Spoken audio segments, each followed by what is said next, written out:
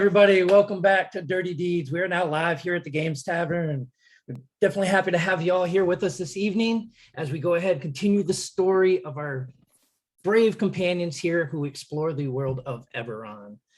This is your first time here joining us at the Games Tavern. We want to welcome you.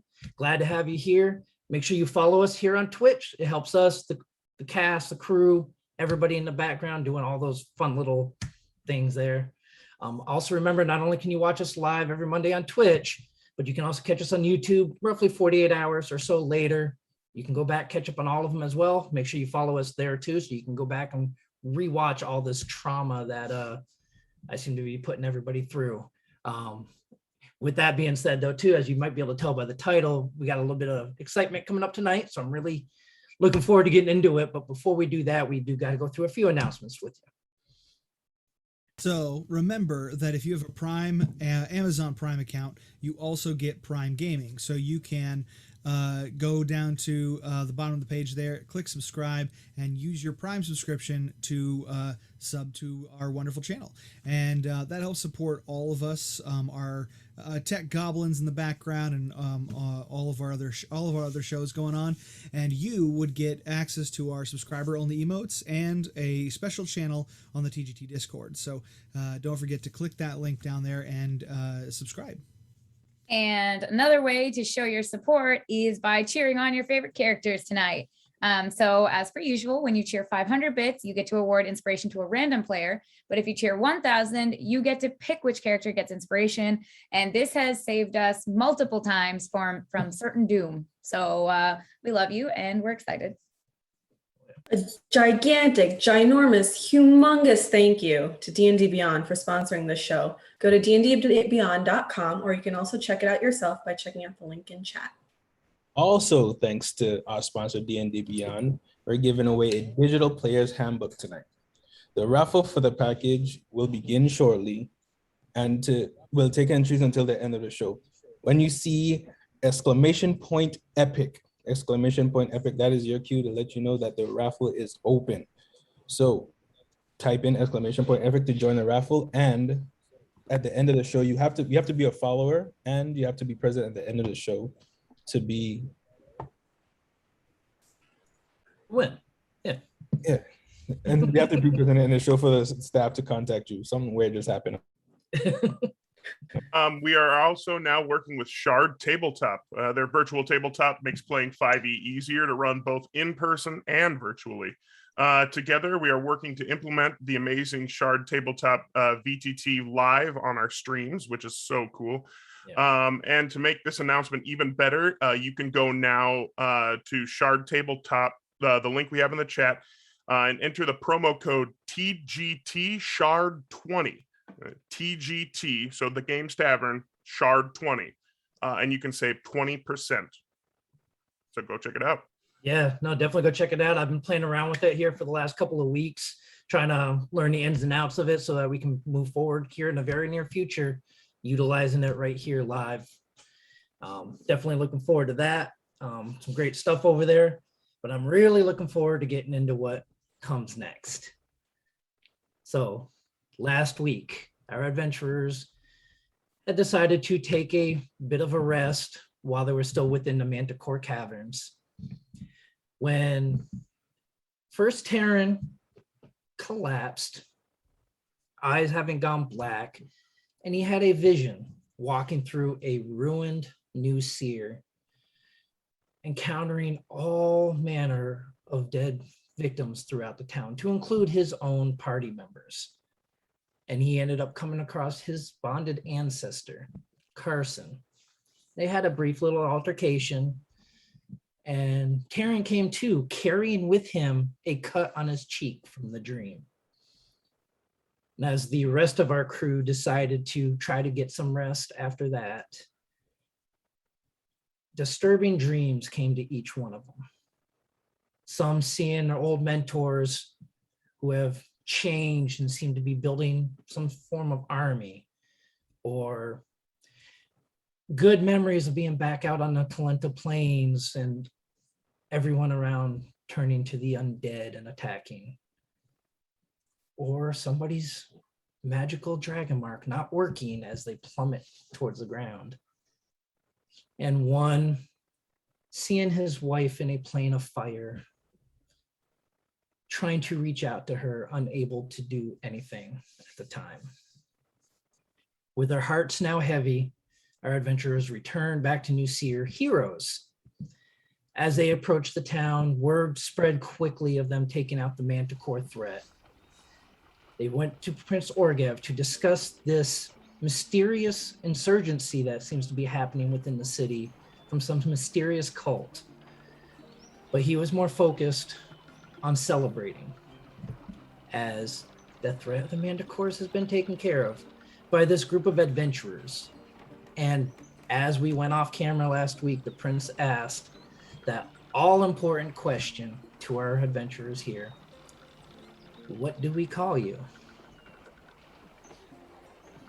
Well, adventurers, you've had a week to decide on what you wanted to call yourselves. What is it going to be?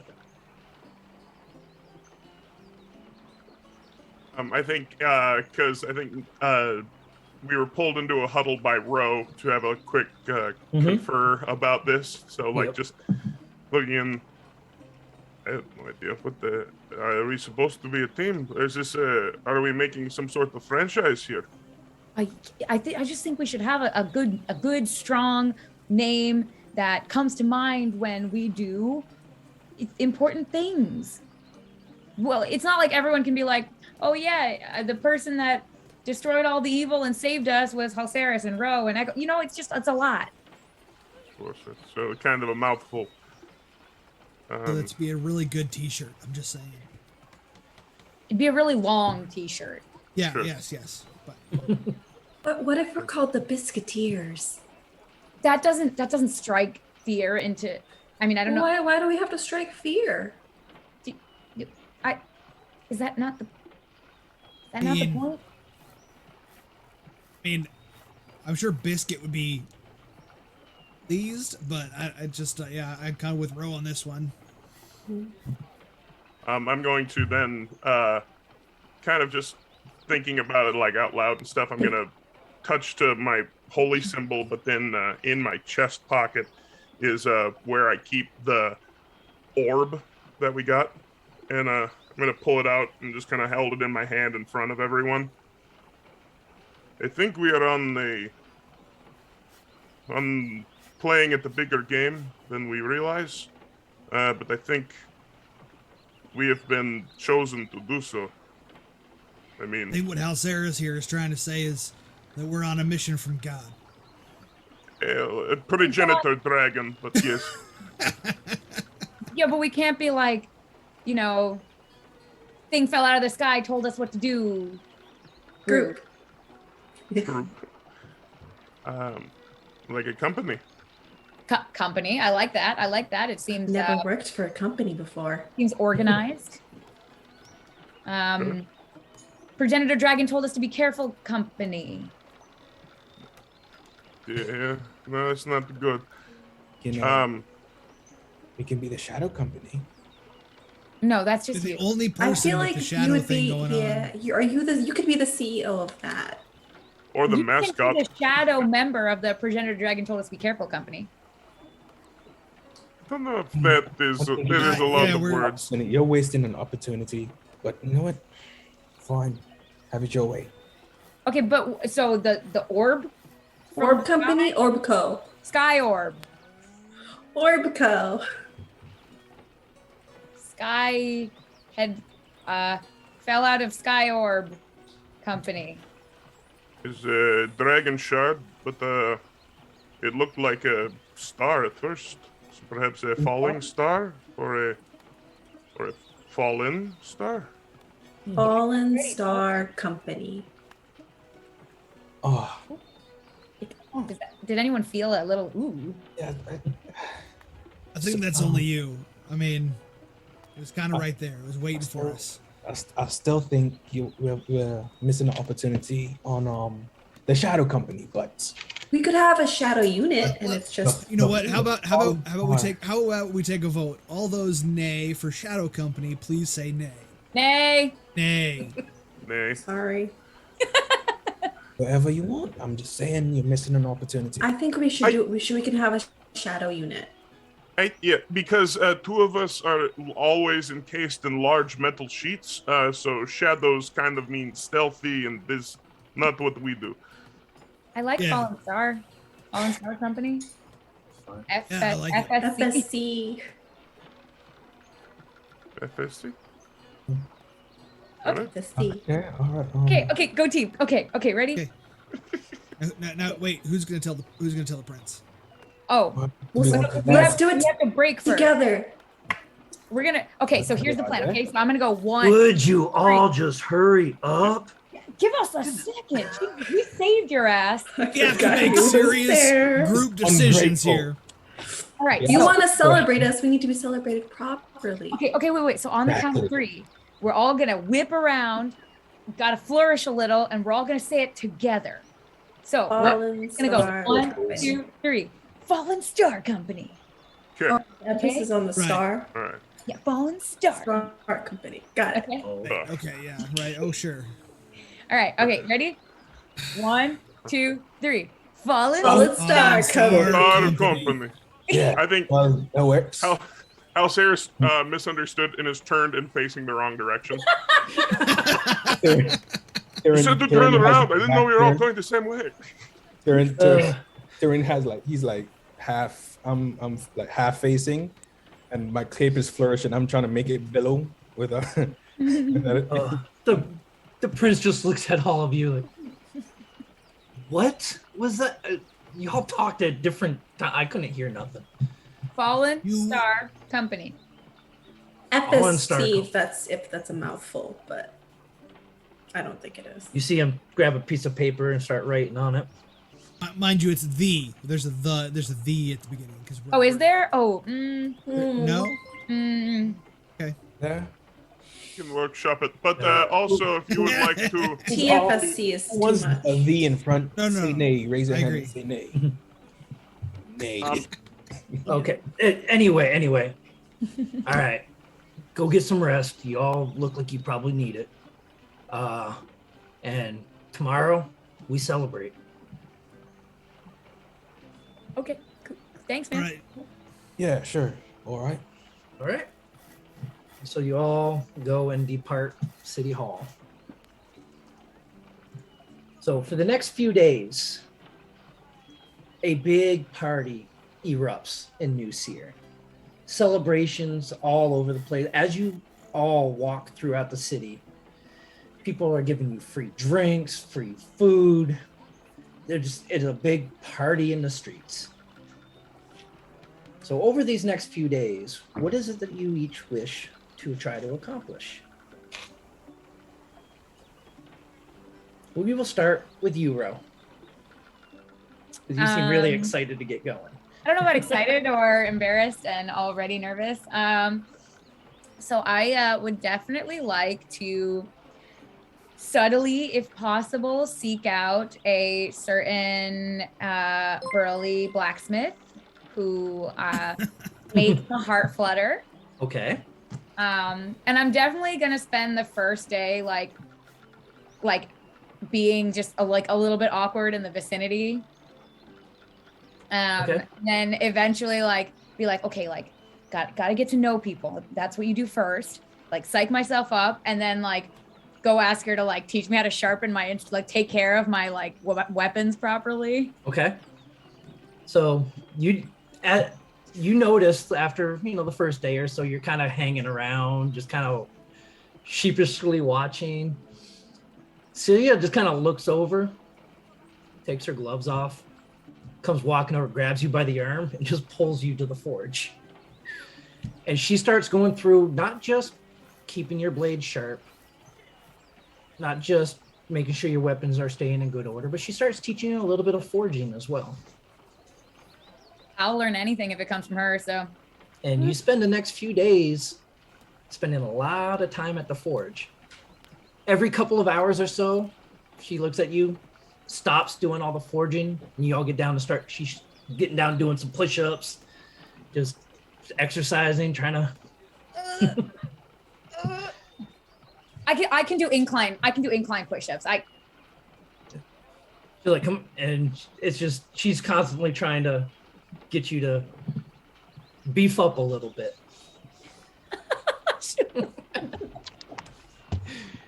So that's what you do over the next few days.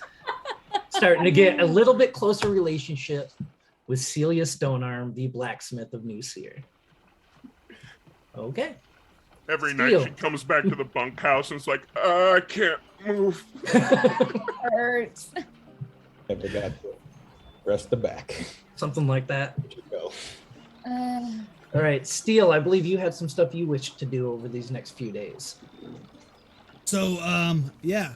So first thing I want to do is, as soon as we get back to the bunkhouse that evening, I'm going to finish up some work on some fancy necklaces that I had started, and I'm going to deliver those to Echo. Okay. All right. They're and there's just a hole drilled through the teeth, and just a ring through each one with the silver necklace that you got.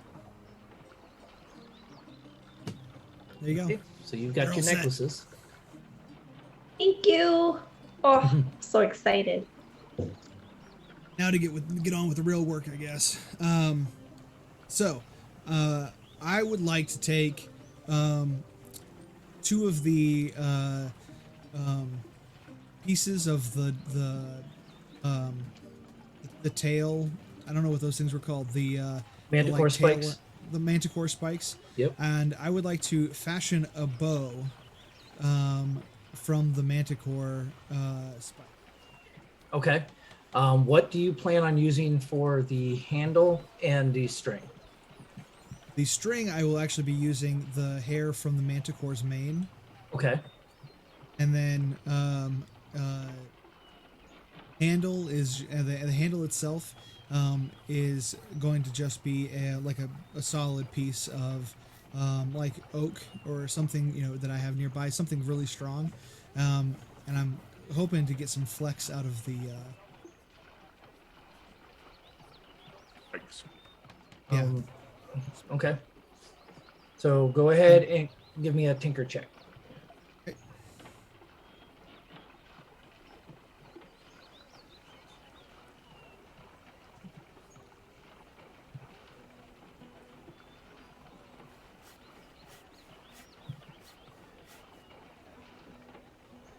Use A 21. 21. Okay. The 21, yeah, you are able to make a bow out of these manticore spikes. You're able The intention of which is that it would be collapsible. That's the primary goal, is that it'd be collapsible and have the ring appear as if from nowhere. Yeah. So you're able to do that. What are you using for springs? I actually am going to hand fashion like leaf springs. Okay. Yep. No. So that was with the 21. You're able to actually make a collapsible bow for Terran.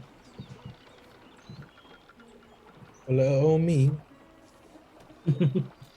For little you. Oh, you're making me blush. So you got your collapsible bow. What else did you have? That would probably take me the majority of the week to make. Okay. Yeah. So it's Ba- 3 or 4 days. So yeah. Okay. So that's pretty much your focus then for, while everybody else is celebrating, you're tinkering away. I'm tinkering and I am cooking. I am Okay. I'm making up snacks, and you know what? If anybody wants to, they can even. I will even. I'll ask the group on, like, once I'm done with my tinkering, I'll spend the last 2 days. I'm gonna see if anybody wants to join me, and set up a stand where we can sell some of the treats. Oh. Okay. I mean, whenever I'm not hanging out at the forge, I would certainly help. You're probably hanging out at the forge pretty much the whole day. Not really. I mean, I'm surprised just by saying. that. I'm I mean, real enamored. yeah, I mean, Celia's got you waking up at 4 in the morning, start work at 5, go until about midnight. Just enjoying each other's company while you're pounding on metal at the forge. Love it. Best date. I'll let Echo know, and if she wants to be my sous chef, she can join in. course. So go ahead, give me a persuasion check at advantage. Ooh.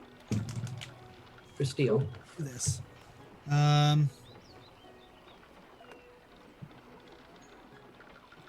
Persuasion +3, dirty 20. A dirty 20. So over the next few days, selling your little snacks and stuff like that, you're able to get 15 gold pieces worth out of selling those. So, I mean, with the celebration, with you being one of the new heroes, you know, you're able to make a little bit of profit off of that.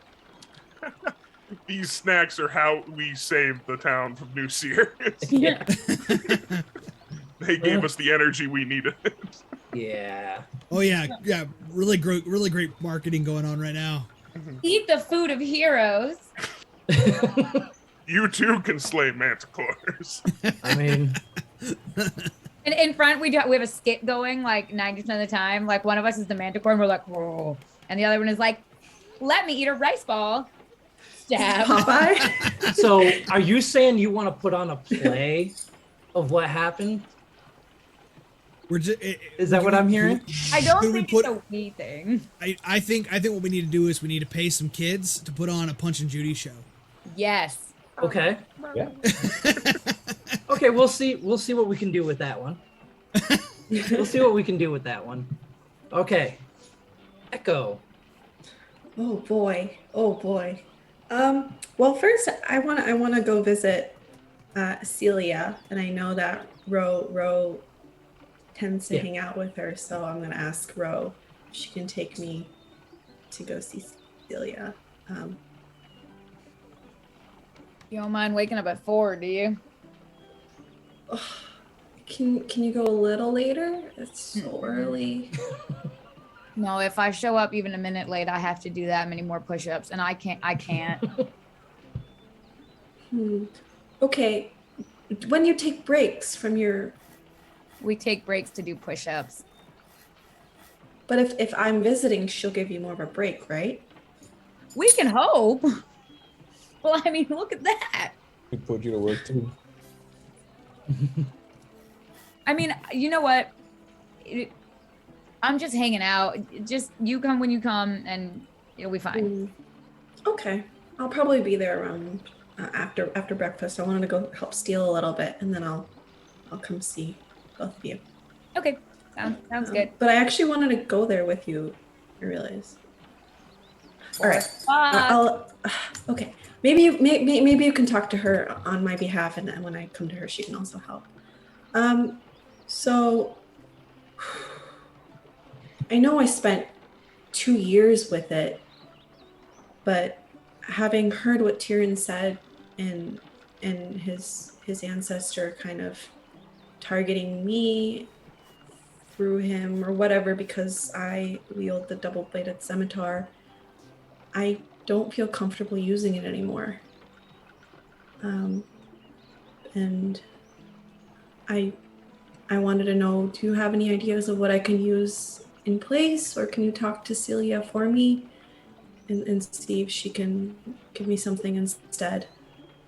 Yeah, I Just can until we figure everything out. I feel like it adds insult to injury every time, and I hope every time I used it. I know he would have been proud, but I realized that it probably kind of made things worse in some way or another. And No, I think his ancestor just has a stick up his butt.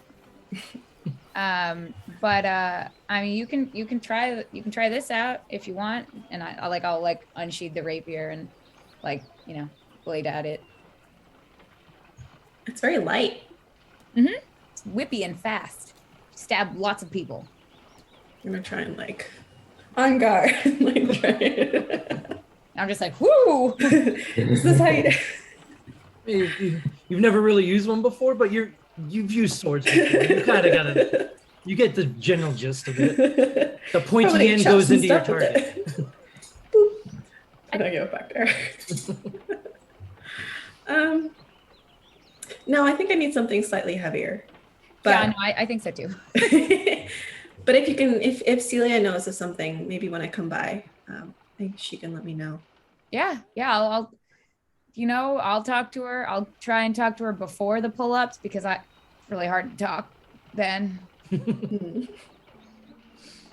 Thanks. But Okay. also don't let it get to you. I mean, I know that's easier said than done, but Tyrion's on your side against this ancestor, and also this ancestor sounds like a stick in the mud. Like, big deal. It's a stick with two sharp things on it. Whatever. I know. It just maybe this will also give me an opportunity to train with something else. Might as well take that chance. I just don't. It'll always have a special place in my heart because it brought me closer to you, Tyrion, and all of you. So I'll pick it up again, but not now. Just don't let a dummy stop you. Stupid dead dummy. He's not even alive. So later that day, Ro, you go talk to Celia about it, and she only has a conversation with you while you're doing some pull-ups. And then Echo, you come by a little later in the morning, and you see Ro just halfway through trying to pull herself up. Arms are just shaking. Celia's there just yelling at her. Get up! Get up! I'm trying.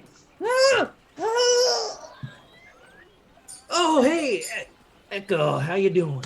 Hi, Rowie. That looked great. Don't stop, Ro. Keep I'm going. Sorry. So Echo, I heard you looking for a new weapon. Yeah. Something. That wasn't a full one, Ro. That doesn't count. Can she take a break? No, is that not how your training goes? No, not today. She was 2 minutes late. I told you. So Here. I got something I think you might like. Really? And she reaches under the little counter. Ro, what did I say? And she pulls out this large staff. And at the end of the staff, you see a giant blade coming off of it. Said, I know you like, your double-bladed one there, but it's kind of similar. It's only got one blade, though. And she hands it over to you. Does the other side do damage as well? I know there's no blade on it, but can it? If you hit him with it, sure. Cool. Get back up there, Ro.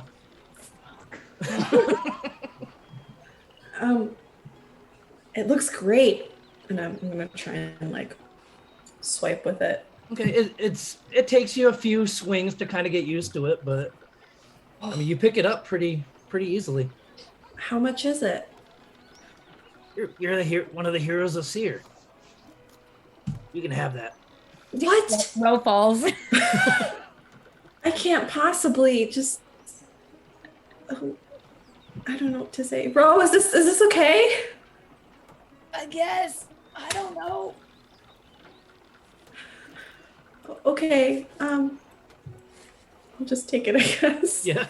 This No, is so weird. so not me. she looks at you. She kind of gives you a thumbs up, turns back to Ro, and you just see her go and pick Ro up off the ground and holds her up to where you can grab the bars again, and just starts spotting you as you're doing pull-ups. Okay, I'll see you back home later. Bye.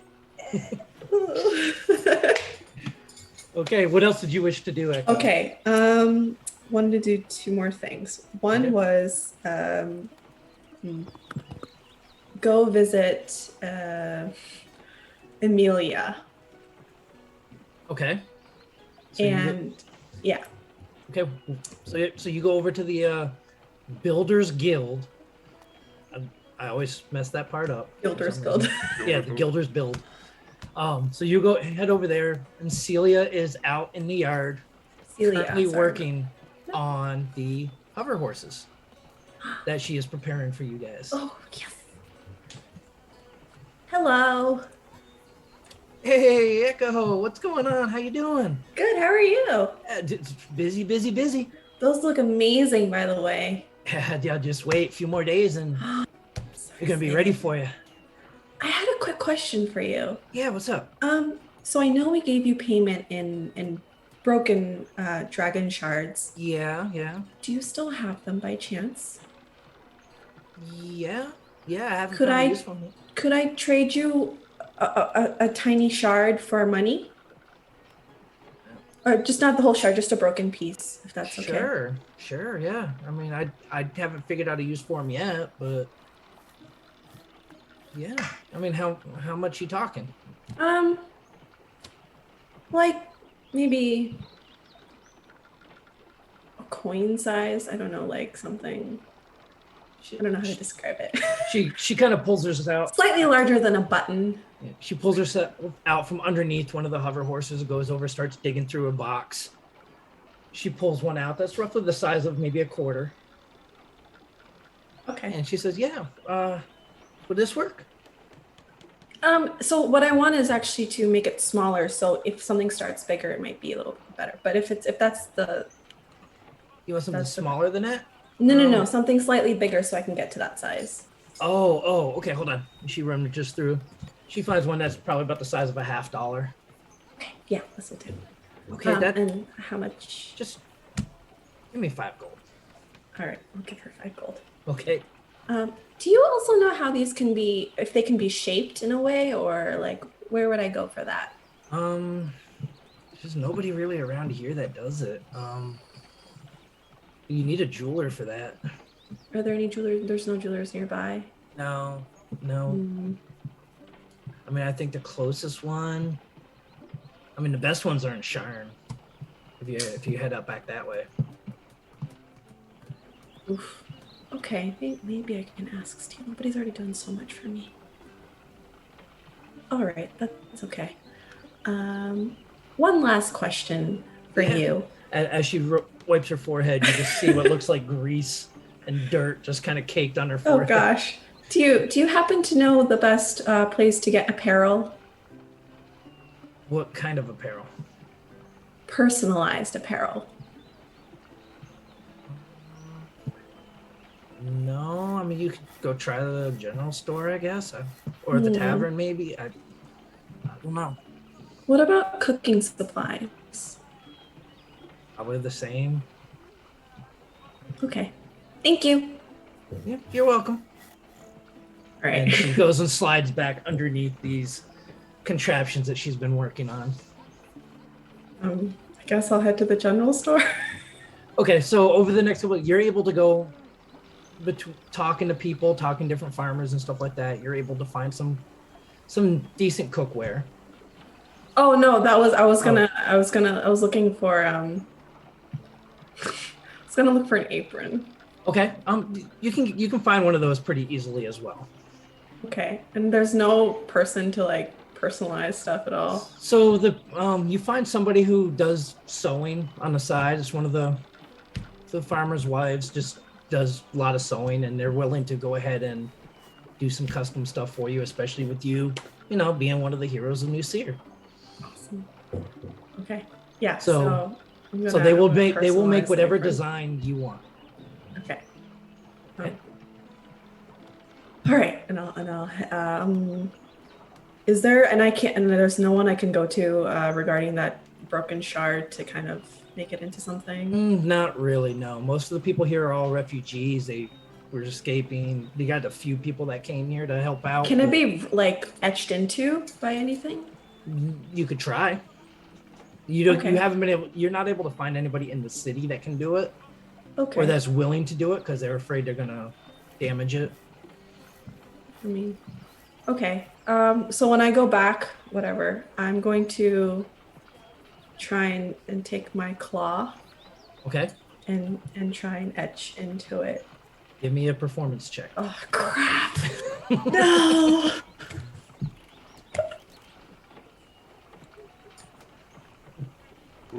Dice. What's I think an Echo needs 8? inspiration. It's an 8. Okay, That's It's just not an the H. be- It's not. I'm not writing a whole word. It's just an H. no. Okay, so I mean, it's passable. It's you can tell it's hand done by a tool that That's okay. was not intended to Suppose. be used for that. But Okay. but it is you can tell what you can clearly tell what it is. Okay. Okay. And I'll keep it for them. That's Okay. All right. Taryn. First, I'd like to start off by saying maybe I should have waited until we were heroes of the city to come and switch out my short sword. Kind of jumped the gun on that one. Who knew? But well, okay, so question real quick. How long would it take to walk around the city while doing some, I mean, it'd take you a couple hours, 2-3 hours, if you're just kind of walking around the city. Okay. So I kind of want to spend the first day like patrolling, investigating really around the city, especially where the X's were on the drawing. Okay. I want to check those out, take a look around there, see if I see anything suspicious or anything that doesn't belong or anything that's worth noting. Okay, give me an investigation roll. What are you looking for, though? Like, what specifically are you trying to find?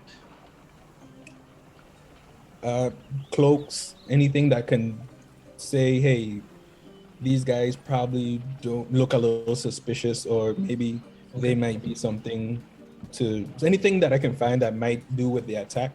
Okay. But I want to do it disguised. Okay, and what are you going to use for disguise? I'm so glad that you asked. So you said we have 4 days, right? Yes. So okay, so I want to spend like the first hour. I'm gonna use the spell disguise self, Okay. and I want to just spend the hour or maybe a half an hour each spot looking around the X's. Well, more okay, yeah, looking around like the spots more that are in the dwelling side. So the 4 in the north, south. Okay. Yeah, north and south, east, west corners. Okay, so those are the ones you're going for, looking at first? Yeah. Okay, go ahead, give me investigation. Buttons. As you kind of looking at that charcoal drawing, you was pretty sure is Nuseer with the X's around it. Yeah, so I'm using the spell disguise self. Okay. Yep. That is what's a plus? What's that? Investigation 19. Hey, with the 19, you go around and everything seems perfectly normal. And you go to these areas and you're looking around. You're not seeing anything that seems out of place. No shady figures. None of these cloaked individuals you guys have run into. Everything seems to be pretty quiet. Except for, of course, the celebration and the people. Well, nobody's actually coming up to you off giving you free drinks and food because for an hour you're disguised as yourself or as somebody else. That's fine. I also want to add the first day. I'm gonna start in the southeast. Okay. The south by the southeast X. So Okay. I'm passing Ro while she's outside, just standing around before I disguise myself. So I just pass by her, kind of. Okay. So as you pass by during one of the moments when Rose doing some push-ups.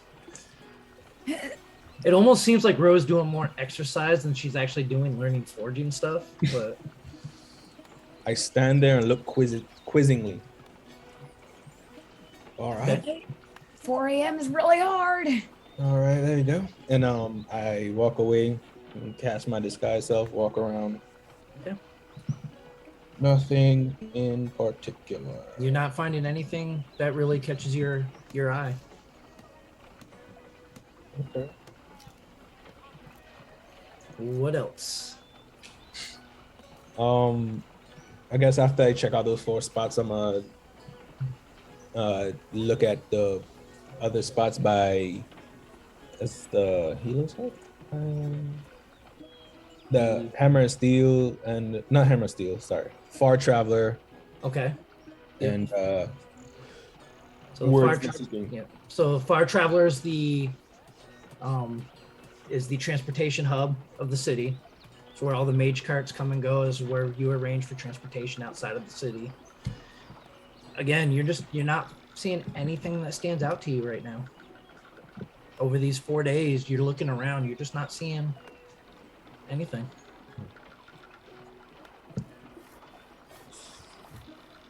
We don't know whether that's good or bad.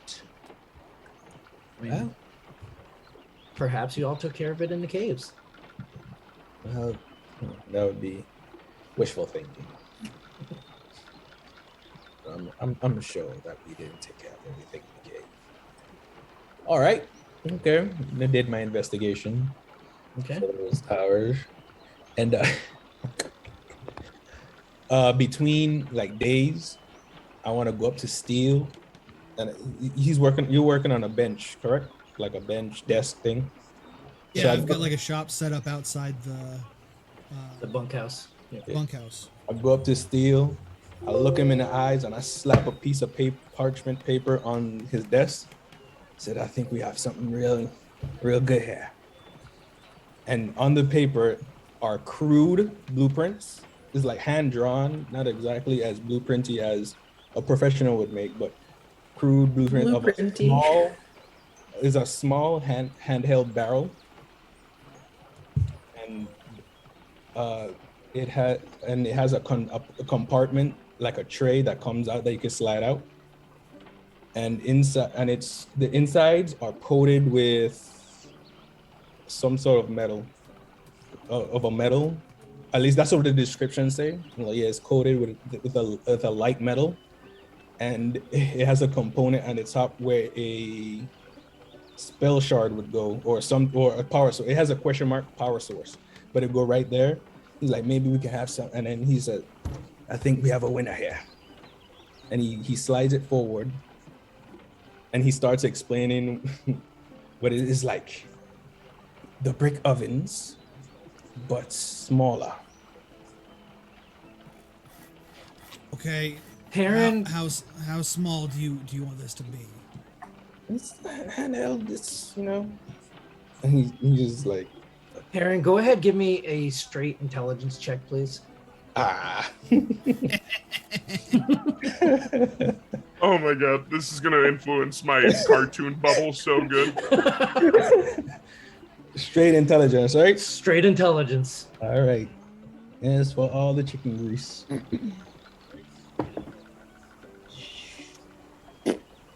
I say 11. Okay. Steele, you're having a hard time trying to figure out what it is he's telling you. What you're looking at and what he's saying, just they are not adding up right now. It just does not make any sense to you. It's like a kid's drawing in crayon. Yeah. Like the handwriting was real excited, and it's like, Yeah. kind of like a mix of cursive and just nonsense. Yep.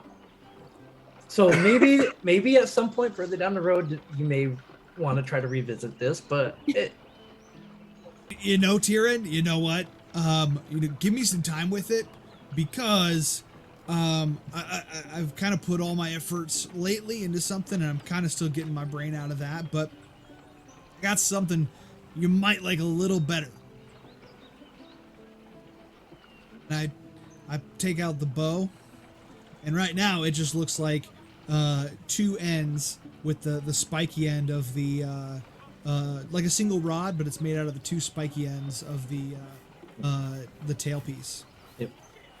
Well, that's rather intriguing. I'm not forgetting about this. That looks amazing. I'll fix this, and I'll be back. Well, you might want to know something about that. About So, he was up the draw about this. No, not about your drawing, but about the stick. We've been talking a little bit. I Yeah. mean, the last few years about a project, and Of course. I think I finally figured it out. Oh, you have you? Yeah, there's only one piece left. You gotta pick an activation word. Hmm. Hmm. Hmm. And what day is this exactly? This will be at towards the end of the completion of that will be the last day, pretty much, like going into day 4, Oh. like the end of day 4. Because I thought I just came in mid weekend, just like slapped it on the table. All right, cool. Yeah, so I mean he's working on it throughout the last few days. Okay. Every time you've come in, I've just shooed you out. Yeah. Go, be gone.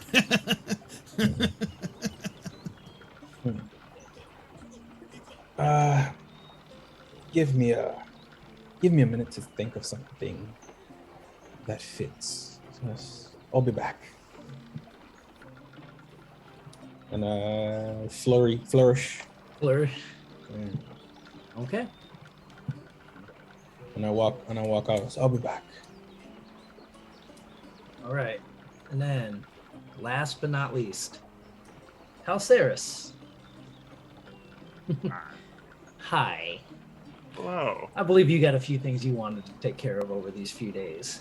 Yes. So I believe, first and foremost, I probably am cordial at any of the celebration festivities, but I do not drink very much, at least, and I think I am a little more distracted. So during my time, I would, being a kind of a member of New Seer, I would know where the largest gathering of knowledge is in this place. I doubt there is a library per se, but Agatha would probably have some things, but like just where I could do actual research in the city. So with this being a refugee city, there really is no library or center of knowledge here. From just the couple years you have been here, most of the knowledge that you've been able to gather was from Mama Agatha. Okay. So then I will probably just spend most of the time at her shop. While I do that, I think I take just like a morning walk around New Seer, stop in a couple places, but I will ritually cast Detect Poison and Disease. Okay. And so then as I walk, and then I take a break, but I will be able to see. I'm honestly just checking for scorpions at this point, just making sure they're not in any place. Yeah. No, so kind of going around, you've come across, you'll walk by some people that do have some disease and stuff. Just it's more common stuff than anything that you keep detecting. Sure. You have not come across any more of those scorpions. Okay. And Okay. yeah. Okay, but yeah, I would also, because Agatha's, remembering the map, Agatha's shop is across the road from one of these X's. So I would just, making sure it's like nonchalantly, but I will be sure to keep eyes on it while I'm researching at her shop. Okay, yep. But I would ask her too if she is able to help me. I am researching. I think as time has gone on, Halceris, his logical mind has started to try to block the emotion he was feeling. So I think at first he's spending time researching any sort of creature that uses dreams to attack people, that can use harm to the individual. And then in the research, I think I know of the spell, of different spells that have that effect. But if there is anything else that might do that, okay. But also I would look and speak with Agatha about. I think Agatha and I have built a rapport, and is. So I actually she knows a little more about me, and that I would have told her probably about losing Catalina, and that then I would ask her about if she knew anything about the place that I saw, the obsidian platforms, the Yep. rivers of lava. So as you tell the story, she sits there, listens very intently to you, and then she tells you that it sounds an awful lot like Fernia. So Fernia, you do know, is the Sea of Fire, or the Fire Plane. And when you're describing the creature that you saw, she said it sounded an awful lot like an Efreet.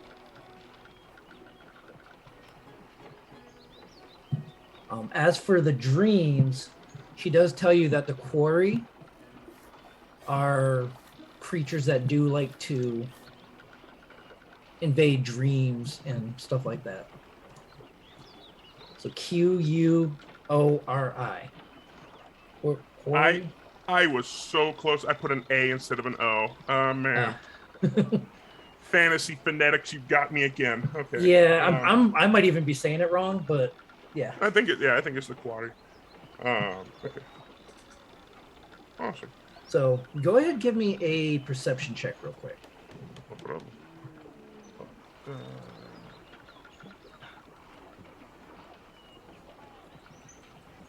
19. So with a 19, during one of your sessions talking with her and she's kind of leaning in, you do catch a glimpse of a medallion hanging from her neck that has a depiction of a bronze dragon on it. And you actually recognize this symbol as the symbol of one of the sovereigns. Right here. So you recognize it as the symbol for the sovereign of love and life. I thought I wrote it down, but I didn't. So give me 1 second. But you recognize that as the holy symbol for one of the 9. It is for Arawi, or Araway. Arawai. If I were a good cleric, I would have known that too. I should have Yeah. make myself some flashcards. Okay.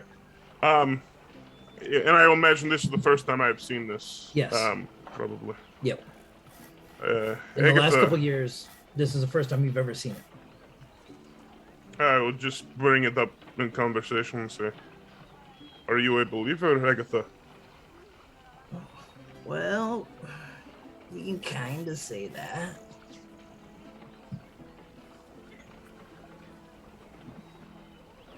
Are you? I mean, I do not wish to pry if it is not my business. Let's just say we're really close. It feels weird to do an insight check in this sort of scenario, but I would like to do an insight check. Okay, what are you trying to glean with an insight check? Is this something that I should press? Like, is this something like, hey, I know a bad person sort of thing? Or is this like, she's trying to bait a juicy hook for me? Okay, go give me insight. I don't know what you are up to, Agatha. Well, that's probably not going to do great. That's a 1. So 7 total. Yeah, no, it sounds like she's like, just don't talk about it. You have a +6 on insight? I do, and it doesn't help.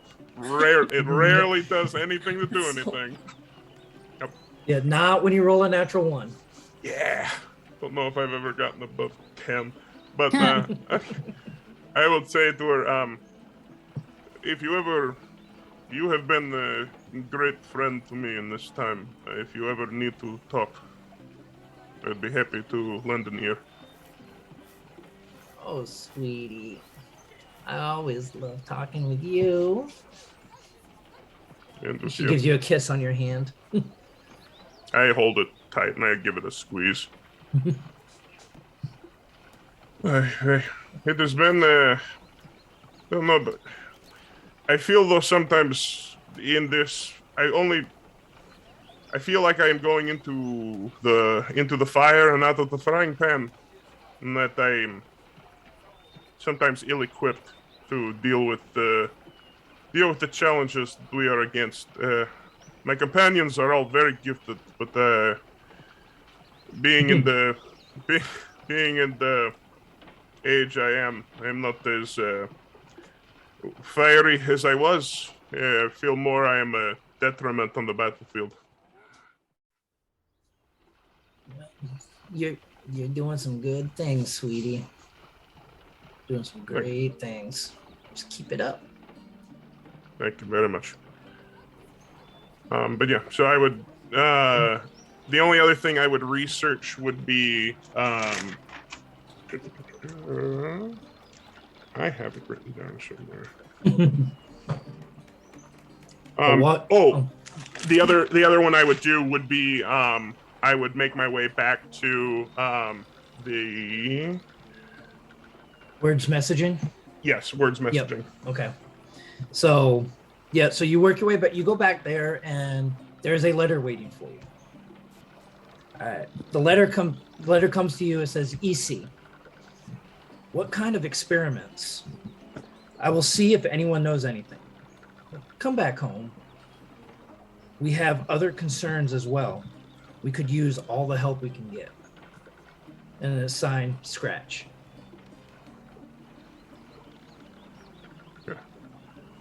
I would write that down, and I think I will keep it close, just in the chest. Mm-hmm. I will, once I get more. Did we, in this time that we have had off and celebrated, did we get payment from the prince? So, I'm glad you asked that. Yes, so everybody gets 100 gold from the prince. Oh, boy. All if I call me. Don't mind if I do. I'm sorry, did I mishear? Yes, you get 1 gold. That's what you get. One- That's what. 1/100th of a gold. You get a copper. No, yeah, everybody gets 100 gold as a kind of reward for saving the city. You get all that gold. 40. There we go. I would, yeah. I think I will send back another message to him at another time. Okay. But I think for now I would also just head back to the bunkhouse. I think I keep a lot of eyes just on our home to make Yep. sure it is clear of anything. And then in any other downtime I have, I am researching anything more I can glean from the orb. I'm staring into it and trying to. I think at some point I use like my channel divinity to try to understand it. Like it won't work that way, but I think I'm grasping at straws at a certain point. Okay, give me a percentile die. Spicy.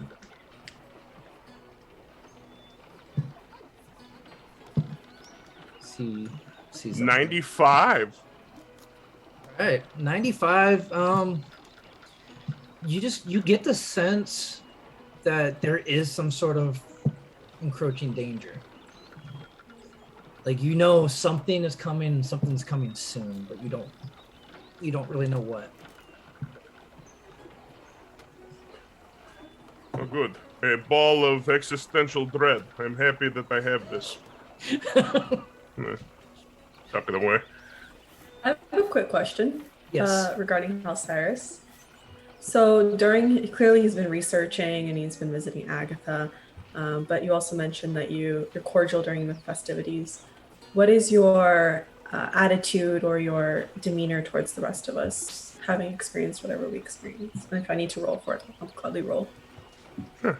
I think at face value has been happy to see you guys in like whatever kind of energy is going on. So if it's like everyone's coming in from celebrating, I'm happy and smiling.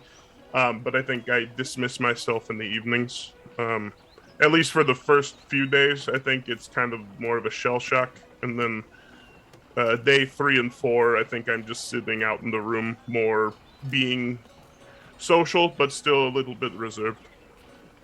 Okay. But is it off from any how you've been previously, considering what you said last time or anything? No, not in a distrusting sort of way. More so just a sad sort of way. And we can sense the sadness. I will roll a deception. See if I can hide sadness. Am I around enough to roll insight on this? So you all still keep interacting with each other throughout these days. You're all just kind of taking care of. Oh yeah, I'm not done in with my interactions with people, so just why I was asking in the first place. Yeah, no. That's a 12 for my deception. Sir. I got a 13. So most of you can tell that House Saris is still feeling down. I mean, it's Insight. Yeah, I got a 10 on my insights. I really don't know what's going on, but yeah. Well, so I with your passive insights, you would have been able to kind of get that general sense. So Should have a passive deception skill. throughout the week, I don't say anything particular or mention anything or say anything, but like throughout the week, maybe once or twice passing by House Saris, I just put a hand on her shoulder, pat on her back, and just move her. okay. I would also like to mention that I buried the rib of the female manticore, by the way. I still have mine.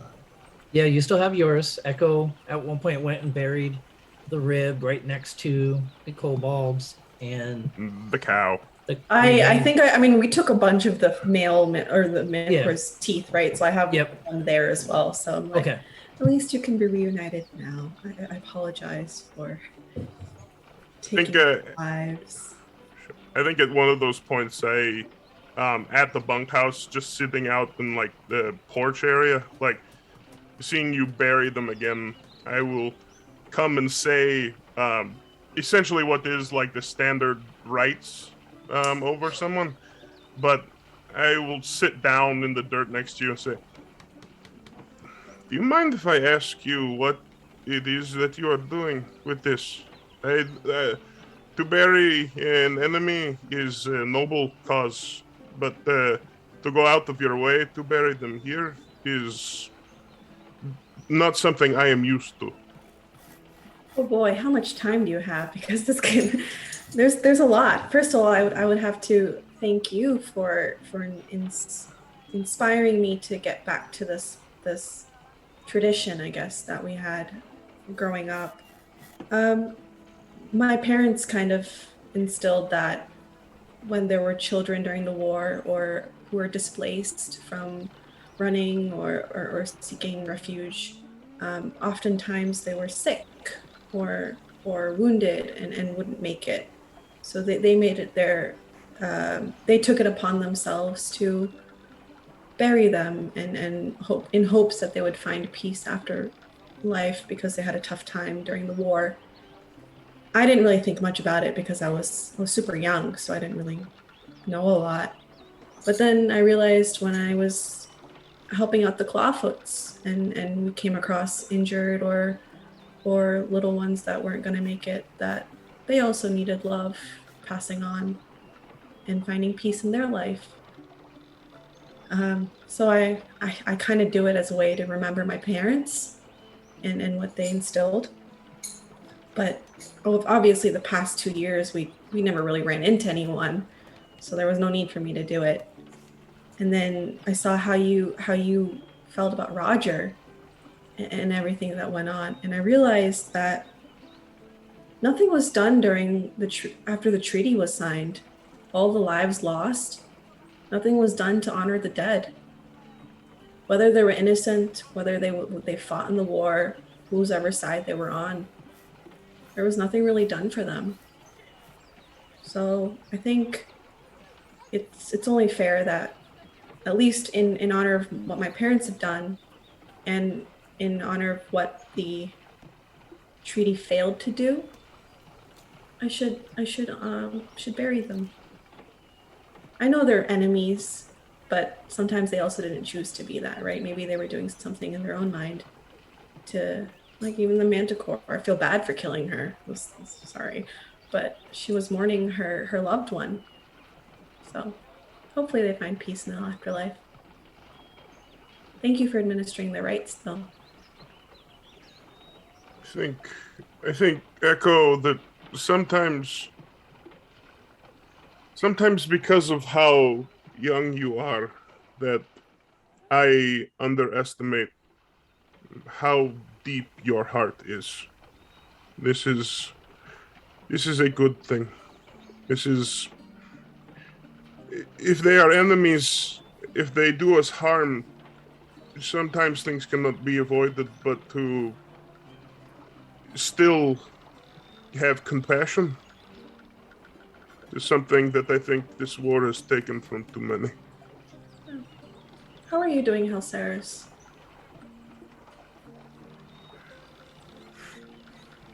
I am getting better.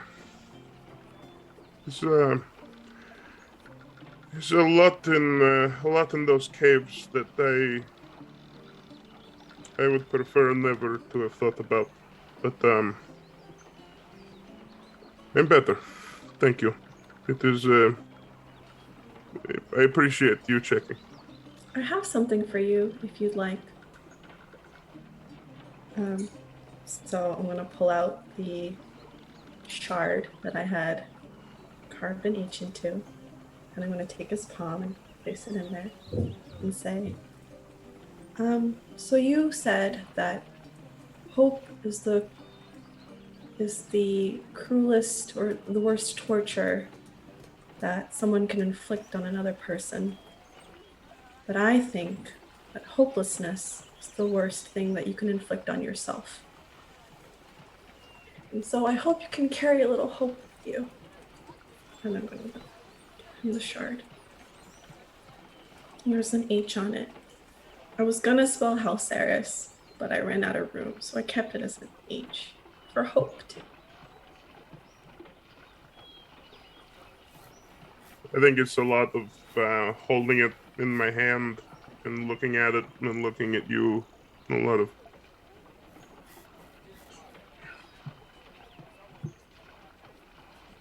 Thank you, Echo. And I will put it on. And with that very touching moment between Halceris and Echo, we come to the end of your 4th day. And as you all start to regather for a nice evening meal at the bunkhouse, Amelia comes walking up. Big old smile on her face, looking at all of you. My friends, you'll never guess what. Your horses are almost ready. Come to the Builders Guild tomorrow morning, where Armin is going to go ahead and perform the ritual of binding the elemental to these for you, and you will have your new transportation. Wow. And she just, you see as she was walking, she's got a skip in her step. She's excited. This life's work of hers is finally about to come to fruition. I mean, this is impressive. Where would everyone like to go first? So she said just to come back in the morning. No, I am Yeah. meaning Okay. in the context of, like, if we have these Oh, we will okay, I not got have you. to- Okay, I got you. Okay, my bad. we will not have to hoof it everywhere. And I imagine they will travel faster and easier than a wagon will. So does anyone have somewhere they'd like to go? I'm not in any rush anywhere, but Sharon is home, so it'd always be good to see home again. I agree. Do we know how fast we can travel with these We'll find out. compared to on foot? So these Bro, I mean, until they actually start functioning, you don't really know. Hmm. But Amelia seems to think that they will actually go a little bit faster than horses. So, all right. So, after receiving that information, your evening on this fourth day comes to a close. Right. What's up? Fruits. I was gonna tell everyone that I took a look around. Well, I did a few laps around the city.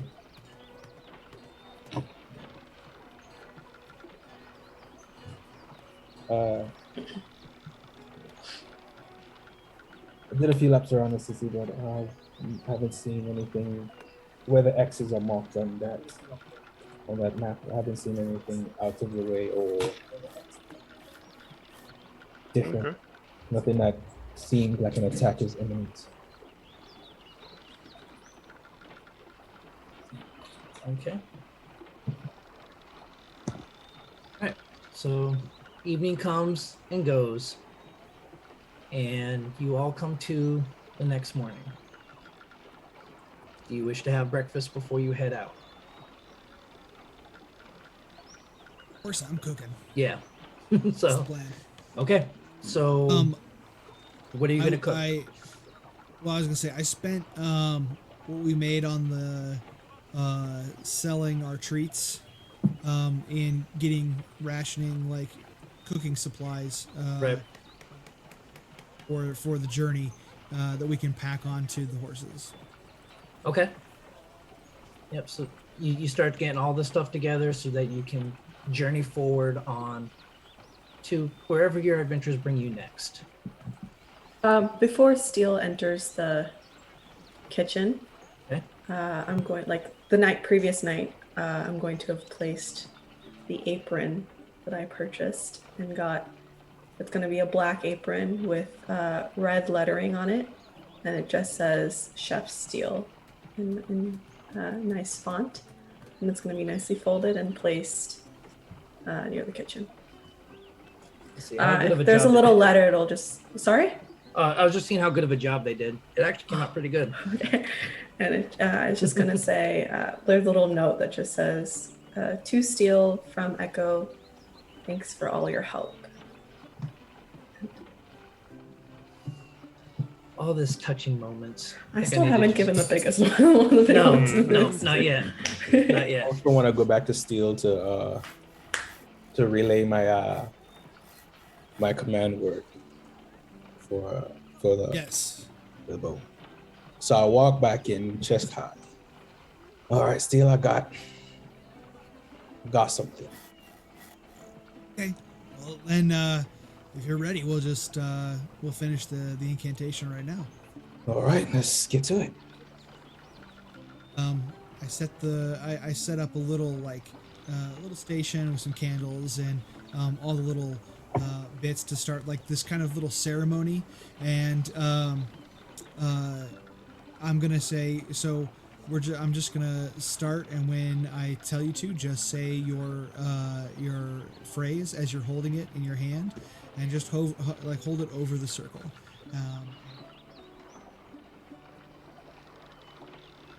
We start our little magic weaving, and I say a few words, and then like a light blue light just kind of fills the circle. And I say, go ahead, say it. All right, I hold the bow out, and I look at it sternly, and I whisper, "Flutter." Flutter. Okay. It's, keeping on the butterfly motif, I like it. and And as you say that, the two like spiky bits actually separate, and inside you see this nicely carved wooden handle. And then on the very ends of it, there's actually like a metal at the back side, like facing your enemy, that kind of bows as you're making the tension. Thin wisp like of hair, basically very very thin strand, just connects the 2 points.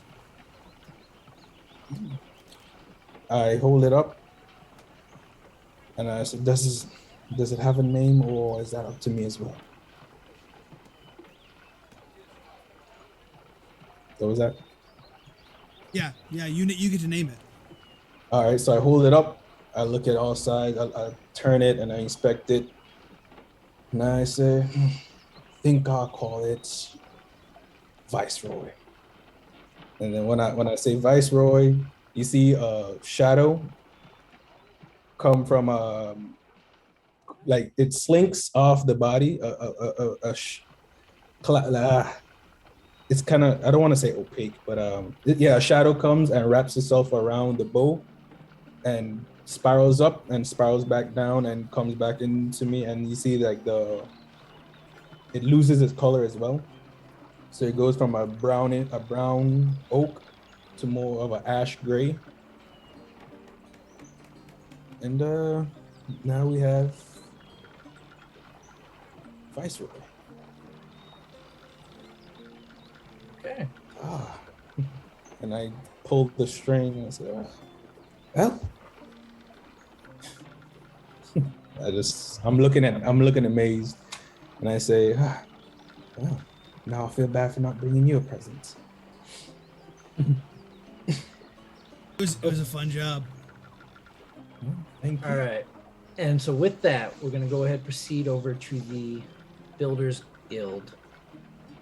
As you all approach, you go through the building, you come out to the backyard of this workshop. You see Amelia standing there in front of two machines. Each one of them looks like it's got seating for 3 people. One person driving in the middle and 2 spots on either side. You see one of them looks blue and the other one is red. They've been kind of painted up, made to look all nice and snazzy for you. And then you see a tall human figure with long black hair that you all recognize as Armand. He's a member of House Orion who runs the Fire Traveler. And he looks over, says, welcome, my friends. I'm glad you are finally able to make it. Amelia and I here have been working on this for a little while for you. And we wanted you to be here to witness the ceremony. You all ready to receive your gifts? Okay. So as you all stand around watching, you see Armin start to move his hands. He's got a book in one hand and he's reading some sort of incantation from. And you see a set of runes on the ground underneath these machines start to glow. And then you see some fire start to come from these runes. Halceris, this looks like something very familiar to you. You've seen this before in some of the creations in your past. And you start to get flashbacks and memories of a very traumatic time of your life. I think at a certain point, it's I turn away. Like, I feel like I'm standing towards the back of the group anyways, but I turn. I can't look. Do I take notice of this? Do we notice? Yeah, I'm pretty sure you do. Raise an eyebrow, acknowledges it. Okay. Yeah, Ro looks at Tyrion and we're kind of just like, Okay. As you hear him start to come towards the end of this incantation, about 9 minutes into it, I need everybody to give me a perception check real quick. Creepy kid his hair again. Random question: do I have like advantage because I was looking away? No. That's a 19 for Echo. It's a Okay. perception, right? Yes. 21 for Ro. Okay. 17. 16, 17. Steel? 9. 9. All right. So Steel, you're the only one that doesn't notice it.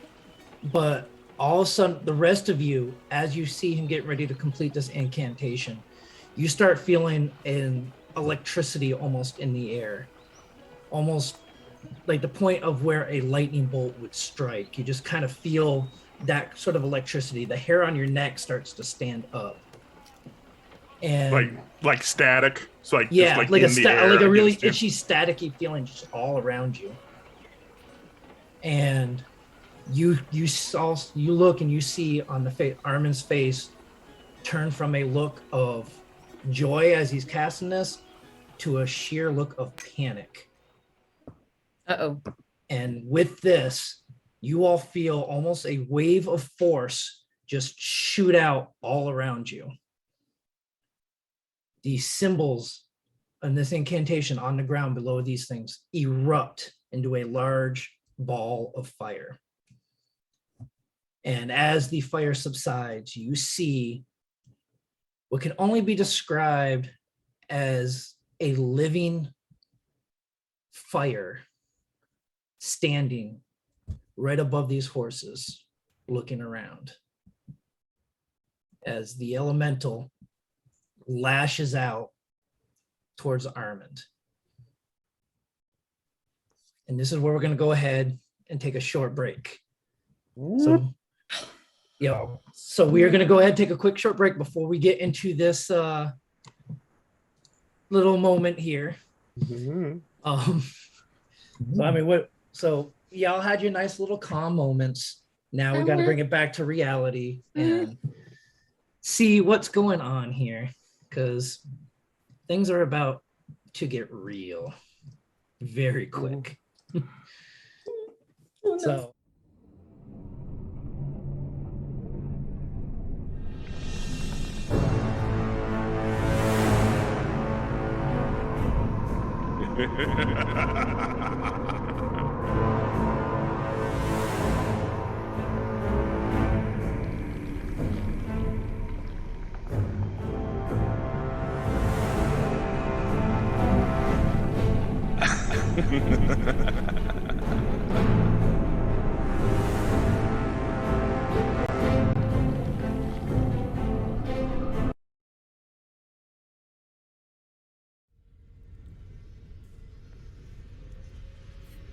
Oh, this is cold.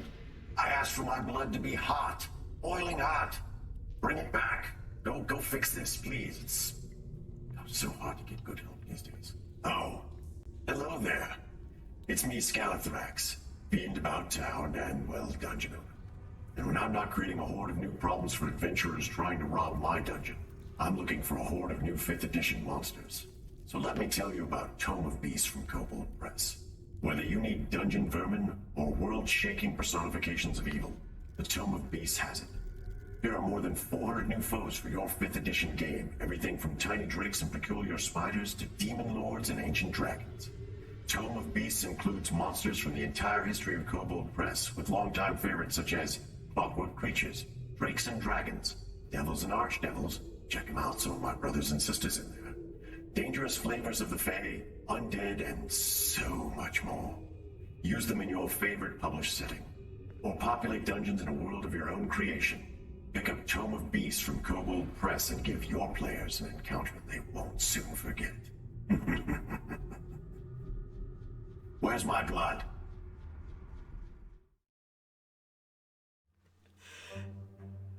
Hey, thanks for watching the show. It looks like you're having a great time.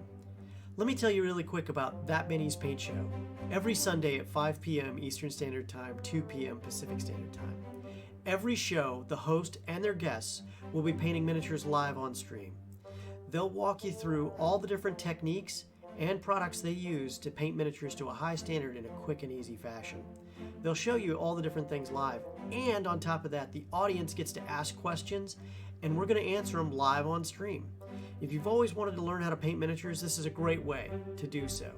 And on top of that, you can paint while you're painting with us too, and chat with us and tell us about your projects and share your pictures of your miniatures as well. We love it when people share their miniatures with us. So remember, That Mini's Paint Show, every Sunday, 5 p.m. Eastern Standard Time, 2 p.m. Pacific, only on the Games Tavern Network.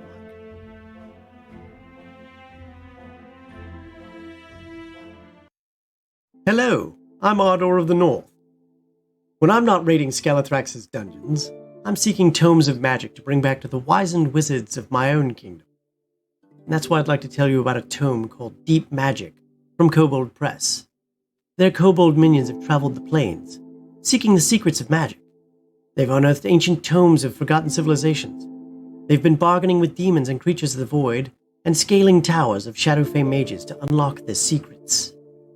Their tome, Deep Magic, includes dragon magic, elven high magic, shadow magic, angelic wards, ley lines, illumination magic, rune magic, time magic, mythos magic, and even alchemancy. Now they pass along their hard-won knowledge to you in Deep Magic, an arcane series for 5th edition.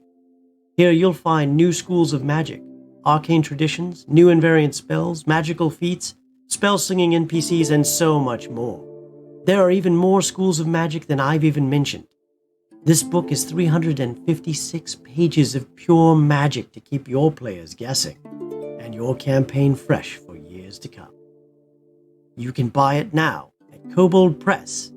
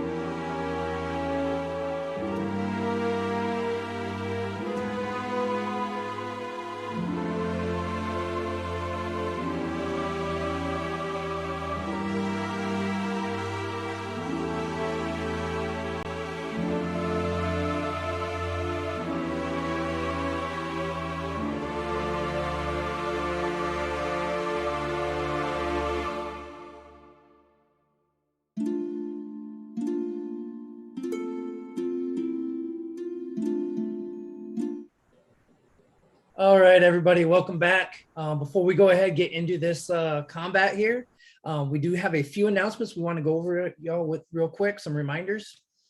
I think Echo might actually have a question for everyone. I just wanted to ask if y'all know what the Mandela effect is. Yes, no? Yeah. Enlighten me. So it's a phenomenon where a number of people remember events, sayings, or images differently than they actually are. My favorite examples would be Forrest Gump, where he goes, "Life is like a box of chocolates." What it actually is life is like the Games Tavern Patreon. You never know what you're going to get. There's also the famous one in Star Wars where he goes, where it's supposed to say, "Luke, I'm your father." But it's actually, "Luke, you should check out the Games Tavern Patreon. It's the best way to support the cast and crew of the show." Just go to patreon.com/the Games Tavern. It's all one word, and you can get your hands on amazing content. They're currently working on some new content that will be dropping in the very, very near future. Latest updates include early access to the interviews from the Games Tavern Happy Hour, miniatures paint plans from That Minis Paint Show, and battle maps and plugin encounters in your games. Go check them out. So I think this is my favorite part of each week's episode is whatever question Echo comes up with. That's awesome. Deep philosophical thoughts. Yeah. On a less intellectual note, though, going into this fight, if you cheer 500 bits, we will award inspiration to a random player. If you cheer 1,000 bits, you can choose which character gets that inspiration. So, I mean, it's a fire elemental. We probably don't need it, but we should probably get it. Yeah, if you could.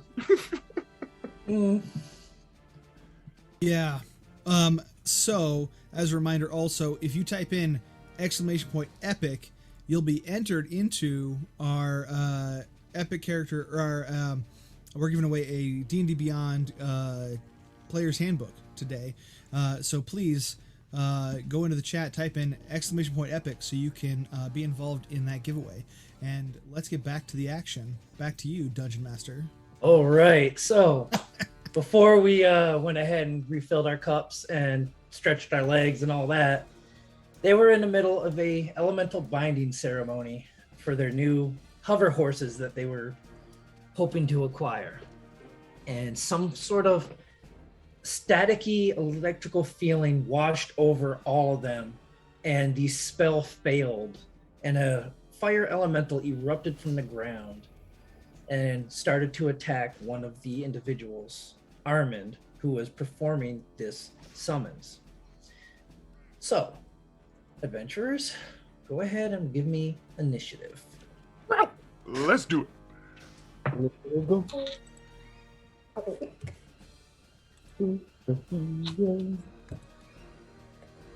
want us to just give it to you, or do you want to go in number order? Or... Yeah, we'll do it in number order. Okay. Because it's this way it's easier for me to track. You... Okay, 20 or above. 22. 21. All right. Wow.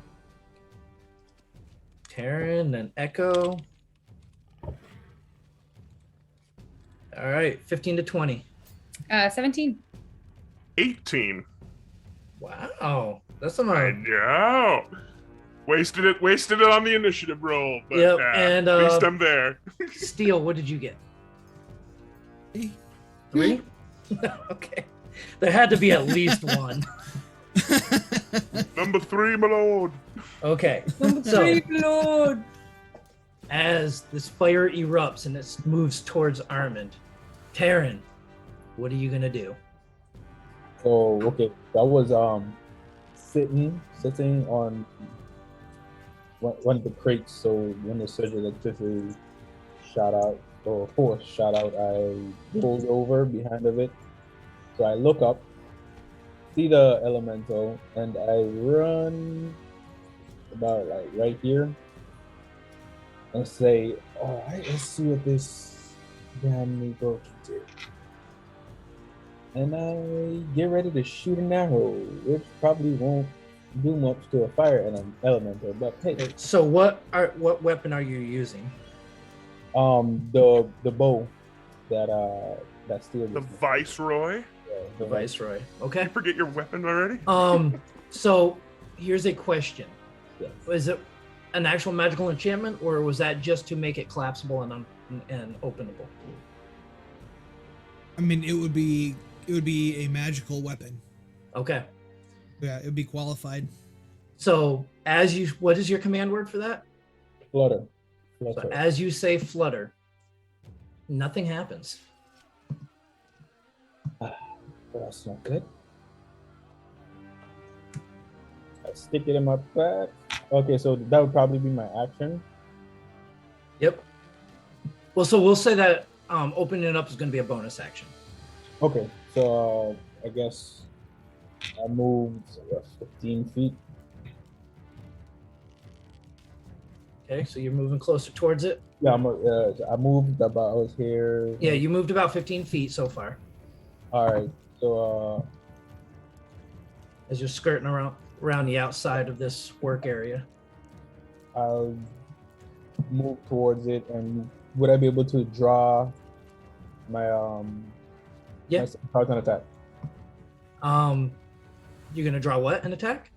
The scimitars. Okay. You're not gonna be able to get close enough to attack this round Ooh. because you already moved 15 feet. You're still about 30 feet away from it. Okay. Can I just shoot it with my regular bow? What am I doing? Just shoot it with my regular bow. Okay, there you go. And all right. Dread ambusher, baby. Let's fire the bow. Okay. That is a And Echo, get ready because you're coming up next. group 7. Strong 7. A 7 misses. Strong 7. So the your new bow not expanding just really threw you off. And your arrow goes wide. All right, anything else, Taryn? No, I'm reading things wrong, and I could have attacked it with my scimitars, but yeah. Oh, okay. But, Echo. All right. I'm so confused. I don't think that attacking it with any weapon right now would be helpful, so I'm going to throw my boomerang at it and see Okay. if I can just, Give me an attack. Give me Hold an on. attack roll. You draw your boomerang, and Uh, it feels a little weird. You look at it, Is it broken? and no. There's like I know. there's something like attached, well, like around the outside, right in the center. I like kind of scratch it. Like, what is this? It well, still you only got functions. six, you It's only like- got it's- 6 seconds. Oh yeah. Okay, You only sorry. got 6 I was seconds. throwing that. I don't care. I was throwing it. I didn't even Okay. notice. Give me the attack, Attack roll. roll. Yep. Gotcha. Plus 1. No +1. Oh well, that's a 12. I don't think that hits. So There's No. no plus 1. not right now. There is not. No. Magic nonsense. Yeah, you'll figure out why. Okay. Yeah. No. So the boomerang goes out, misses, and it actually swings around back to you. I'm taken aback and it like hits me in the head because I didn't expect it to catch it. Like what? And then I'm gonna move about. I'll move 30 feet closer. Okay. Anything else? That's it. Okay. Next up is the fire elemental. That's So close. the elemental, seeing Armin as the one that tried to bind him, is gonna make a couple attacks at Armin. First one is a natural 20. Oof. So that's gonna be Right on Armand. all right. So you see it just kind of reach out with a almost like a clubbed fist of fire, smack right across Armin, and you see his whole chest just burst up into flames. And the second one's gonna hit. And you see Armin collapse to the ground. His body's still on fire. But unconscious or dead? Dead? From you'd have to go and look and see. Sure. So, Unalive. Yep. You just see him collapse down to the ground. His body's still kind of flames coming off his stuff. All right, Halceris, you are up, followed by Ro. Okay. I will move closer. Let's see, 5, 10, 15, 20, 25, 30. I'll move here. And then running along the outside to try to do a little bit of getting us out of a cluster. I'm going to grab my holy symbol and I'm going to cast Toll the Dead on the biggin. Okay, as you go to cast your spell, you feel the magic to swell up from your holy symbol, and it just fades. I immediately start, I will look around to see if there is a form of anti-magic. I'll shout out, magic is not affecting. Something is wrong. Okay. Anything else? I mean, I have bonus action spells. Can I use a bonus action to just like look around the field? Is something active? Give me a perception check.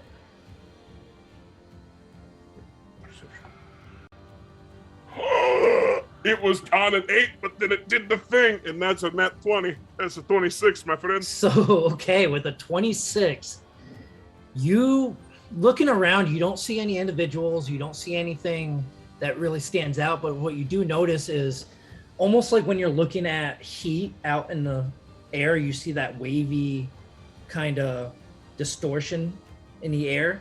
You see it all around you. Can I ascertain, is this a form of anti-magic field, or is this a... Give me a quick history check. Okay. 19. With a 19, so you recall from some of your previous encounters prior to the morning of items called spell siphons, which were devices that were set up that could block the use of magic in a 1 to 3 mile radius.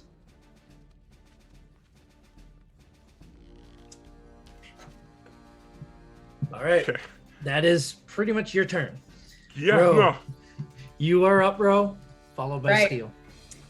So I'm going to run up towards it. And my whip is 10 feet. So I'm going to use my regular whip. Okay. And I'm going to make an attack. Please, dear God. That is a 15 to hit. 15 is going to hit. Okay. Thank the Lord. All right. Where my damage at? Woo, woo, woo. Okay, sorry. Stress. That is 9 damage for the whip. Okay, you see the whip just kind of lash through the flames. You don't really feel like you got purchase on much, but you hit something. Which is fine. Am I within melee range of this thing? So right where you are now, yes, you are. So I meant to be 10 feet away from it. Would I Okay. be within melee range?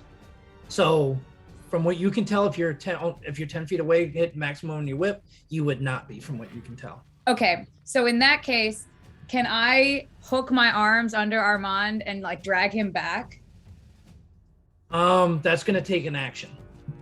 Okay. So Okay. Grr! Can I just shove him away a little? Okay, fine. I will say, if you want to try to interpose yourself between him and this elemental, you could do that. Unfortunately, yes. Okay. So you do that. All right. Okay. All right, you giant chunk of fire. Mm. Okay, Steel, you are up. And then we'll be back at the top of the round with Taryn. Is Armin still on fire? Yes. Okay.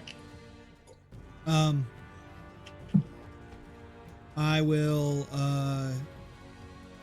go ahead and fire my bow, Okay. crossbow. So is this your It's infused yeah, it's my infused crossbow. So you go to fire it and there's no ammo. The magic of this infusion is not working at the moment. I look at Biscuit. Biscuit seems to be unaffected. Sure. Well, Biscuit's gonna run up and can probably get close enough.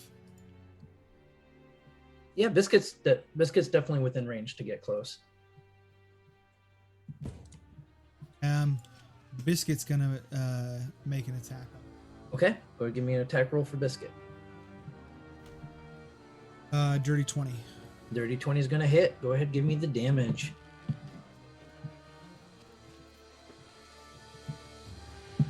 6 points of magical force damage. Okay. All right. So Biscuit just bites into this flame. Biscuit, as doing that, is going to take 5 points of fire damage as he bites into this living fire.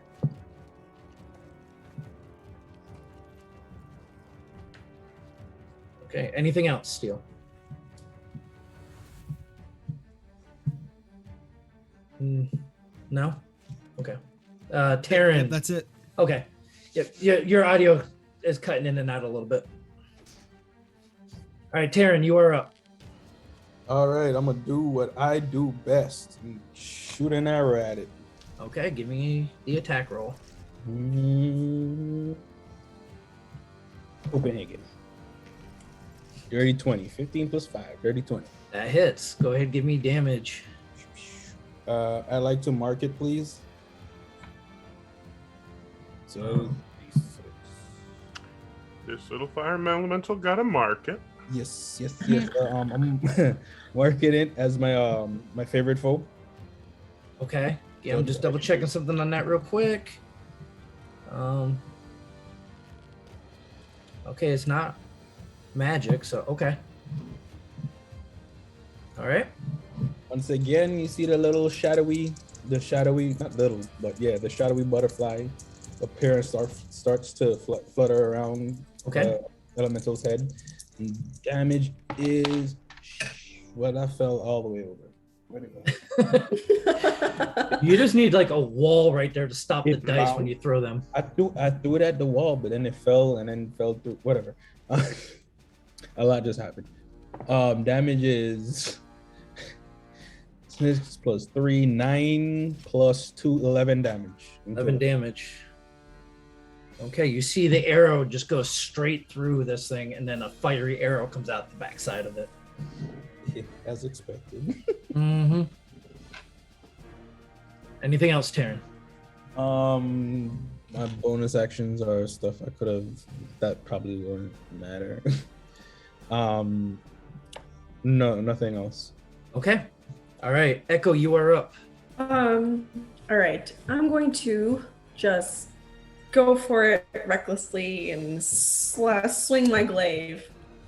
Okay. I don't know what I'm attacking at. Just fire. Yep. So, because I know you haven't added it to your sheet. I yet. did. I just added. Okay, I you did it. added Okay, Yeah, so you're good. So Okay. it's 1d10, right? Yeah, I got it. Yep.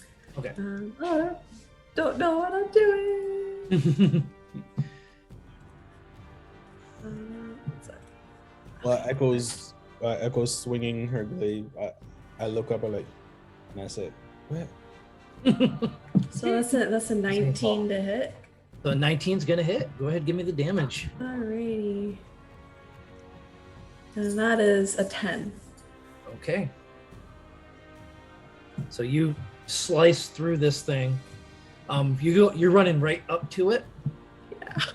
Yeah. It's not smart. It's fine. So you also take 5 points of fire Awesome. damage. I love it.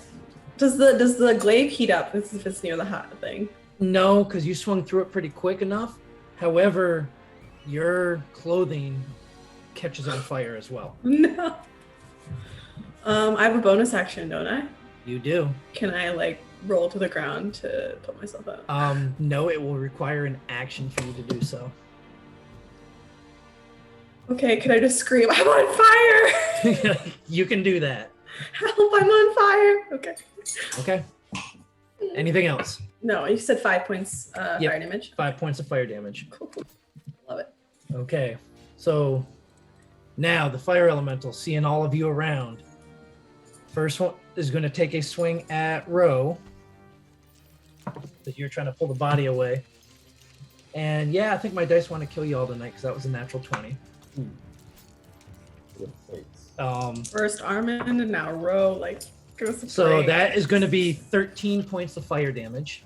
Fine. It was attacking. Hold on. It was attacking Ro. Oh, It disadvantage because of disadvantage. steel. Yep. Okay. It's still going to be a dirty 20 to hit. God dang it. So it is, but it's only 8 points of fire damage. But you are also now on fire as well. Great. I'm on fire. Hey, we're twins. Twinsies. This party's on fire. The second attack is going to go after Biscuit. How dare. Now you've crossed the line. So he doesn't get disadvantage if he's attacking Biscuit, just everybody else around, right? No, and it's just one time. So Just it's one not time, everybody okay. else around him. It's just one attack. Okay. It can impose disadvantage. That was his bonus or his reaction. Okay. Gotcha. All right. So that's going to be another dirty 20 to hit Biscuit. Nice. Or 8 points of fire damage. And because Biscuit is mostly metal, he does not catch on fire. Oh, okay. Whew. All right. That is the elemental's turn. So that's going to bring us to Halceris, followed by Ro. Okay, so two things. In my mind, a spell siphon is nowhere. Do I know anything about the spell siphon? That it's how is there a cap on what it drains? Is it all magic within an area of all spell types? Is it? From what you know, it's all magic. Magical items become inert and all that. Okay, and it could be anywhere within a mile. Yeah. Do I know then, as part of a binding, this circle that is etched in as the anchor point for the binding, if I were to destroy part of it, would the elemental not stay here any longer? You are not familiar enough with the elemental summons to know whether that would work or not. I'm not. Can I roll for it? Well, actually, yeah. I'm Give me history. perfect. Give me history. Okay. Give me history. Yeah. 25 history, 19. Okay. You're finally getting those history rolls now. They're working finally. So thinking back real quick, because you don't, quick 6-second time. Most of the time it's not going to stop it if the elemental is already here. It's not going to send them back. But you also, as with a quick look at it, realize that when this spell siphon started, now that you're putting 2 and 2 together with the static and everything, it deactivated this circle, and it basically trapped this elemental here. Sure. Okay, then I'm going to, because I am worth fuck all, I'm going to run to the opposing side. 1, 2, 3, 4, 5, 6. Over to here. And then I am going to, in Primordial, in Ingwen, the land of the language of the fire elementals, I will say, we have no quarrel with you. You have hurt the one who has summoned you. We wish to send you back. Stand down. You speak in primordial. I'm speaking Primordial. Okay.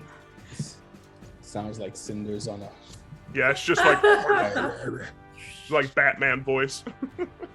Okay, we will see what he does. Anything else? Yeah, I don't know. Can I roll persuasion? Can I try to persuade him? Give me to a, yeah. stand Go down? ahead. Give me a persuasion roll. not as good as my perception. Let's go. No flipping way, y'all. It's a nat 20.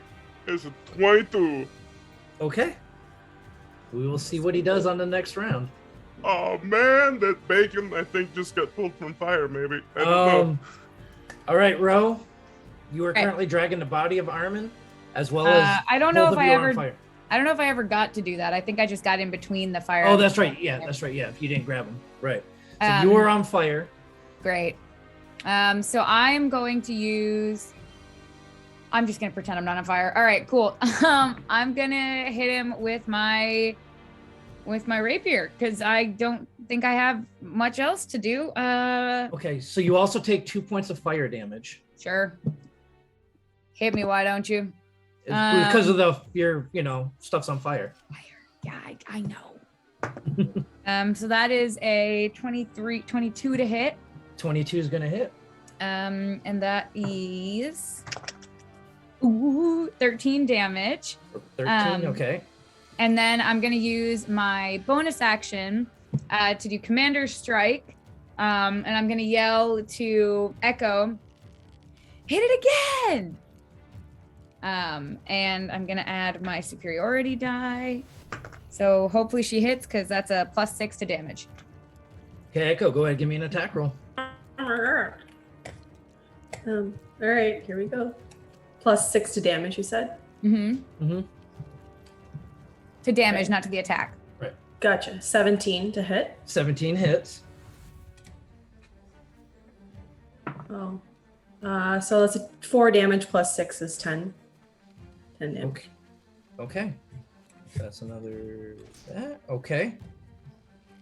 So, Ro, as you strike with your rapier, the fire kind of lashes back out at you, and you take 10 points of fire damage. Fine. Echo, as you slice into it with your glaive, you take 3 points of fire damage. Annoying. He's a hot boy. All right, Ro, anything else? Nope, that's it. That's my turn. All right, Steel, you are up. Okay. I'm going to put the crossbow away and grab a hammer, and I'm going to throw it. Okay. I'm gonna throw my light hammer at it because that's the best thing I've got right now. Okay, go ahead and give me the attack roll. Right. 21 to hit. 21 hits. Go ahead and give me damage. That's 2 points of damage. Okay. And Hey, it's a point of damage. That is More than I've done. and Biscuit is gonna make an attack. Okay, give me an attack for Biscuit. Does a 16 hit? 16 will hit. All right, Biscuit. Get her done. All right. 8 points of force damage. Okay. Biscuit bites in, and Biscuit takes 3 points of fire damage in return. As the searing heat from this creature. All right. Anything else, Steel? Oh, that's all I got. All right. Back up to the top with Taryn, followed by Echo. Quick question. I Yes. totally forgot to ask this, and if you want me to wait to my next turn, I can. But what's Amelia doing? I was just moving her, actually. She's running towards the building. not a combatant. Not a No, combatant. not really. You can't blame her. You can't blame her. Won't forget this. Yeah, Amelia's not made for fighting. I see that. All right, Taryn, you're up. All right, here comes another arrow at good old friend. Say plus yeah, that's a 6. 21. 21's gonna hit. Go ahead and give me the damage. And like once again, it's gonna be attacked by the proboscis of my shadowy butterfly. And that is plus 9 damage total. Okay. All right. Anything else that you would like to do? I've realized just now that I was rolling the wrong dice. I rolled a d6. It's supposed to be a d8. Well, maybe going forward you might get the right ones. Damn. Anything else? That's fine. In my turn there. I have done it before myself. I felt like a whole fight rolling the wrong die. Crazy. This fire elemental's just gotten so cold. It's weird. It's crazy. Anything else, Taryn? No, that's all. Okay, Echo, you are up. I'm gonna keep going for it. I'll do another reckless attack. Okay. Ugh, keep burning up. It's fine. It's fine. Burning up. For you, baby. No, we can't sing that much. 16 to hit. 16's gonna hit. Go ahead and give me the damage. I want to die. As you also take 2 points of fire damage. Oh, it said a 0 and I panicked. I was like, what? It's 12 damage. 12 damage, okay. How much fire damage do I take? 2. Just 2. How come she gets hit by 2 and 3 and I'm over here falling over? Well, because I keep rolling like really high on yours and really low on hers. I don't know. My dice just don't like you or something. Or something. Anything else, Echo? No, that's it. No? Okay. The elemental's turn. So, first attack, it's going after you, Echo. Doesn't try to talk to At me. disadvantage. So, actually, no, you're right. So, it doesn't attack. Oh, thank you. So, no. So, it turns around and looks at you, Halceris, and speaks to you. And you all hear this just crackly, like almost like fire, just and wood popping within fire. Ooh, Like that's talk such a good coming sound. out, and you don't understand what it's saying to you, Halceris. I don't. No, because it's not speaking primordial. Do I? Is it speaking? Period, or is it just like? You think it's speaking Crackling. to you, but you don't know what language. Don't know. Okay. But it does look like Well- it's speaking with you. I will. Okay. If I have like a moment, I will just put up my hands to everybody else. Like, Well, it is now your turn. I'm going to put up hands. Be like, everyone, hold. I think we can try to reason with this creature. There is something fouler going on. I think the binding failed because of a spell siphon. I think whatever is happening in this town is happening now. Would any of us know what a spell siphon is? Give me history checks. Lord have mercy.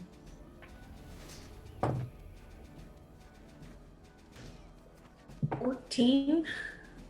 11. 11. No. Got a 2. No. Steel, you know. You know, you're familiar with spell siphons as well. What the hell is that? As I draw an arrow. It is rendered all magic null and void until it is deactivated. It's what caused the circle not to activate. And then, so for an action, I will again try to speak to this creature and say, I cannot understand you. Please stand down. We can talk. Crackle, crackle, crackle. Okay. We will see what happens. Ro, you're up. Okay. Get away from him. So Yeah, I guess I'll put my hands up, and this time I will actually use an action to like loop my arms under our friend Armand and drag him back. okay. So just to remind you, you are still on fire. I am on So fire. you take 8 points of fire damage at the Ah, start of your turn. damn it. This girl And is on I'm assuming I fire. can't use a bonus action to roll. No, it will take you an action to put the flames out. I just really wanted to save this dude, but maybe can I just leave him there then? It's your call. You can't Yeah. put yourself out and then drag him because you still have movement. Yeah, but we'll see. Okay, yeah. So I'm gonna stop and roll and try and roll a little bit away from the fire elemental. Like, oh no, it mean no harm, just on fire. Okay. You put the flames out. Right. Do I still take that 8 points? Yes. So that happens at the start of your turn. Right. And then for my bonus action, since I can't like drag him, I'm gonna use rally and I'm gonna grant Echo temp HP. That will be, you get 8 temp HP. How does it work? So if I take damage, I just take from there first, or Yes. cool. Yep. Nice. Okay. Anything else, Ro? Okay, Steel, you're up.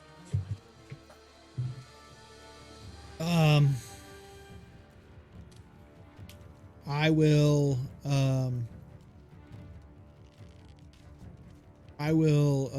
tell Biscuit to grab Armin and pull him away. He'll Okay. use his movement to pull him, and then once he's like, dragged him like 10 or 15 feet away, and he seems safe-ish, he's gonna take his action to heal and use repair. One of his. Okay. All right. So how much healing does Biscuit get back? 16 points back. Nice.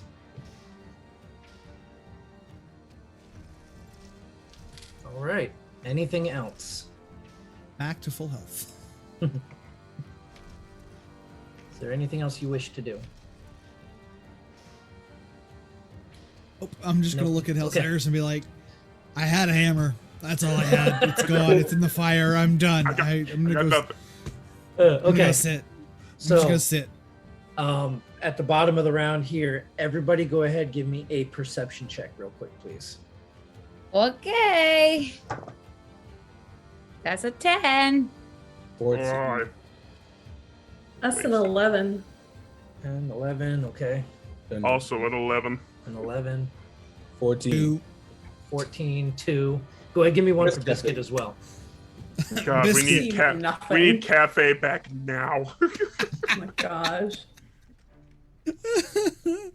Oh hey, Biscuit got a natural 20, so that's 20. I think that's a 24 actually. Thank God for Jesus. Steel's menagerie. Okay. Honestly. It saves us.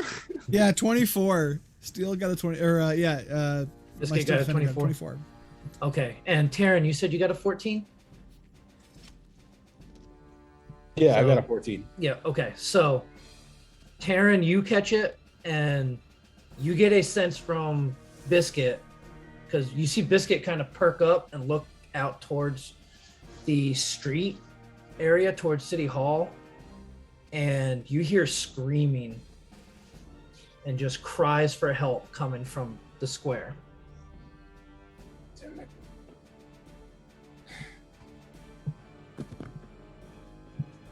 This does not go well. I think, as bad of an idea it is, we need to split up. That's a horrible idea. Of course, it's horrible, but we can't just leave an elemental rampage, can we? And the rest of No, the and the rest of the, I mean, we have to handle this problem, then we can handle that problem. right. So the elemental, from what you all are seeing right now, does not seem to be taking any hostile actions towards anyone. Just kind of looking around. So, Trying to- I would try to speak with it, and then try to say like, if you wait here for us, then we can try to send you home. Okay, so as you say that, you all just hear the grumbles and growls of Primordial. You see the fire elemental move over towards what looks like a small forge set up in this area and just kind of goes into the forge. I think perhaps the raging this is probably dealt with for now. I will turn to Amelia, say, by all the sovereign, do not bother him, okay? Please do not. Oh, you have no problem there. No problem. Am I What were still you on saying, fire, Karen? by the way? Yes, you are. Okay. So, Oh no, I Echo, shouldn't have said it. I shouldn't have said it. Echo, you take 5 more points of fire Oh no. damage. Well, we're out of initiative, or? Yes, yeah, Okay. I'm pulling you all out of Well, I was initiative just 'cause- gonna roll to the floor and Okay. and Take try. off my cloak Yep. and put Echo out. Okay. Shouldn't have Yep. said it. So so this combat has ended, but now you all start to hear the screams from the citizens of New Seer out from the streets and within all the buildings around you. What do you all wish to do? Run. So more just screams. Where? First, can I ask Amelia? Hey, I need another hammer. She A big points one, over huh? to a box that you just see is loaded with a bunch of tools and stuff. I'm looking for like a weapon hammer. You find one that can be used kind of like this hammer you had. Okay. I mean, the one that you threw is actually still there. It didn't burn up or anything. If you wanted to use that one. I'm gonna get 2 hammers. Okay. Yeah, that's easy enough in this area. You can Load definitely up. Find one. Just. Is there any way that I would know to find the point of origin of a spell siphon? Is there any like does the static feeling get stronger, closer to it, anything like that? It does. Okay. It does. While we're doing that, Rose is going to take a second to breathe, and I'm going to use second wind. Okay. So let me just roll my D10. Oh, And I'm God. gonna hand everybody does anybody need a potion first off? Like would I know if would those work? I do not know if they would So- work in this side. So from the two of you, from your knowledge, they would still work because most healing potions are alchemical. Right. Oh, So they're not. I mean, they seem magical, but it's more of a chemical healing. Post second wind, I look a lot better. I'm not bloodied. I'm just looking hurt. And I give everybody a rice ball. Okay. Here. Everybody, eat. We need to carb up. Let's go. How much everybody- did we get from that? That's right. Get two temporary hit points. Yep. I'll do temporary hit points last. So they Yeah, they will last until your next long rest or until you lose them. Okay, so I guess all right, they can stack. Cool. Yep. Still has- No, it does not and they do not stack. So if you have temporary hit points and you gain new temporary hit points, you take the new ones and the old ones just go away. Cool, Oh that's no, two, that right? sucks. Yeah. okay. Yeah, so you can't take like 5 rice balls and get 10 temporary hit points. So it don't work that way. Pac-Man on them. Yeah. Okay, so we have to go. So, Halceris, with your knowledge on this, you sense that whatever there is a spell siphon just a little bit to the south from you guys, where you're at. Okay. And then from where we are at in New Seer, is that on the way to the Capitol building, or is that? No. So, the Builders Guild is towards the west side of town, kind of like the southwestern, right along the road. If you continued east on the road, it would bring you towards the city hall. But going south brings you back into all like some of the housing and stuff back towards the farms.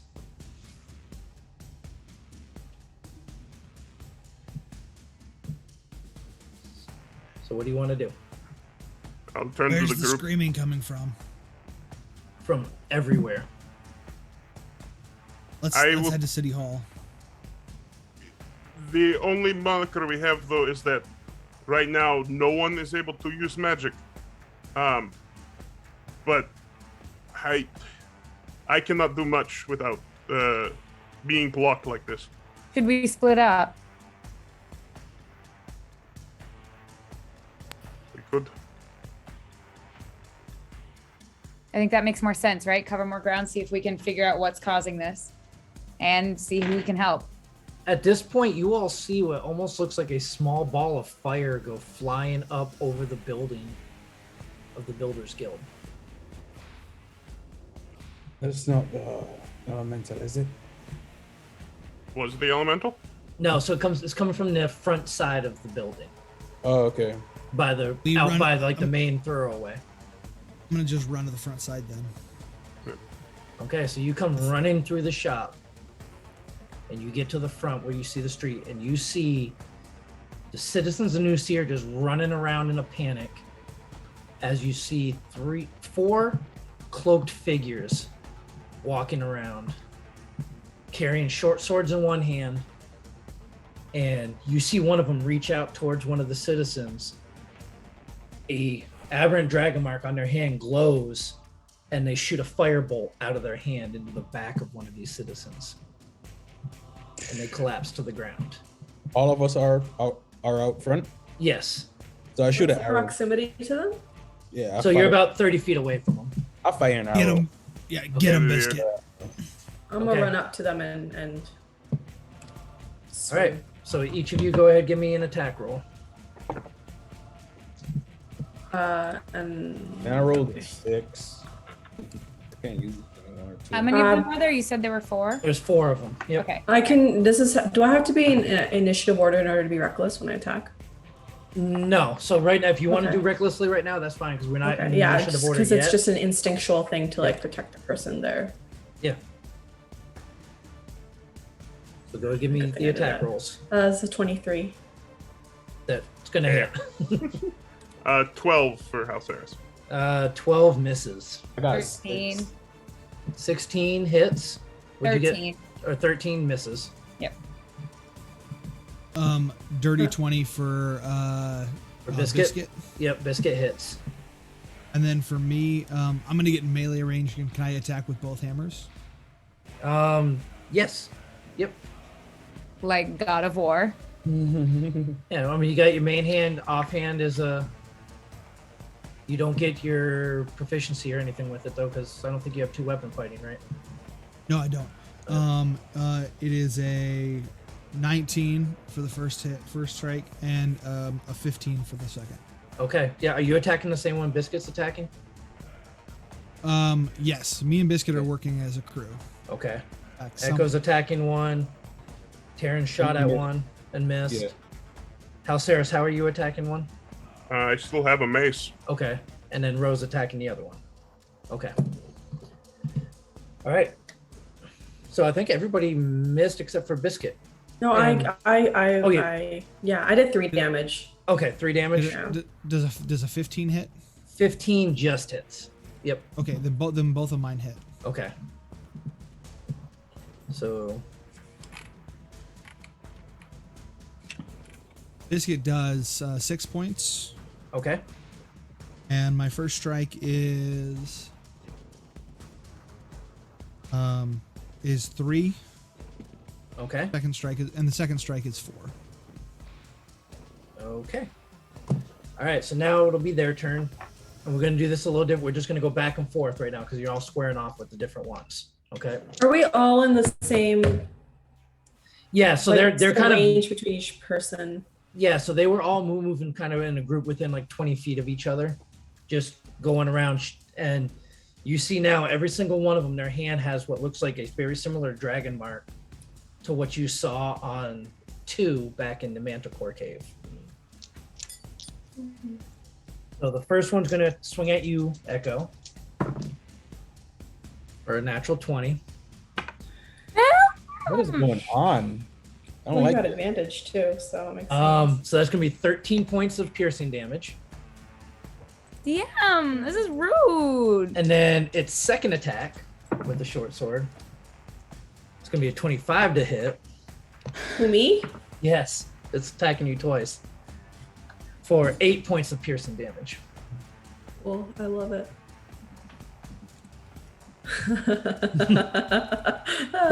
So next one gonna take 2 swipes at you, Halceris. I'm at it. First one's gonna be an 18, Hits. so that's gonna be 9 points of piercing damage. Okay. Second one is gonna be a natural 1, so that misses. Okay. All right, next one going after you, Ro. First swing is gonna be a 9, so that Does misses, not hit. and an 11 or a 10. So Don't Yeah. hit. nope. I think I used up all my luck. All right, and then the other one's first is gonna take a swing at Biscuit. Do you want to Okay. use his reaction for this one, or He can't do it for himself. okay? That's gonna be a 17. That'll hit. Okay, for 6 points of piercing damage, and the one attacking you is gonna be a 12. So that misses. I'm assuming. Yes. Yep. Okay. So that was their turn. Now it is your turn. I want So, to forward. Taryn, because you're ranged, I'll let you shoot first. Oh, so- I was gonna get in melee range. Okay, you're gonna come get a Okay, melee yeah. with which one? Drop the bow. I was gonna drop the bow Okay. and go after. You said okay. You said So everyone Echo basically. is on one, Halceris is on one, Rose on one, and then Steel and Biscuit are on the fourth one. Okay, I charge the one and draw my scimitars and charge the one towards Echo's fighting. Okay. All right. Go ahead, give me attack roll.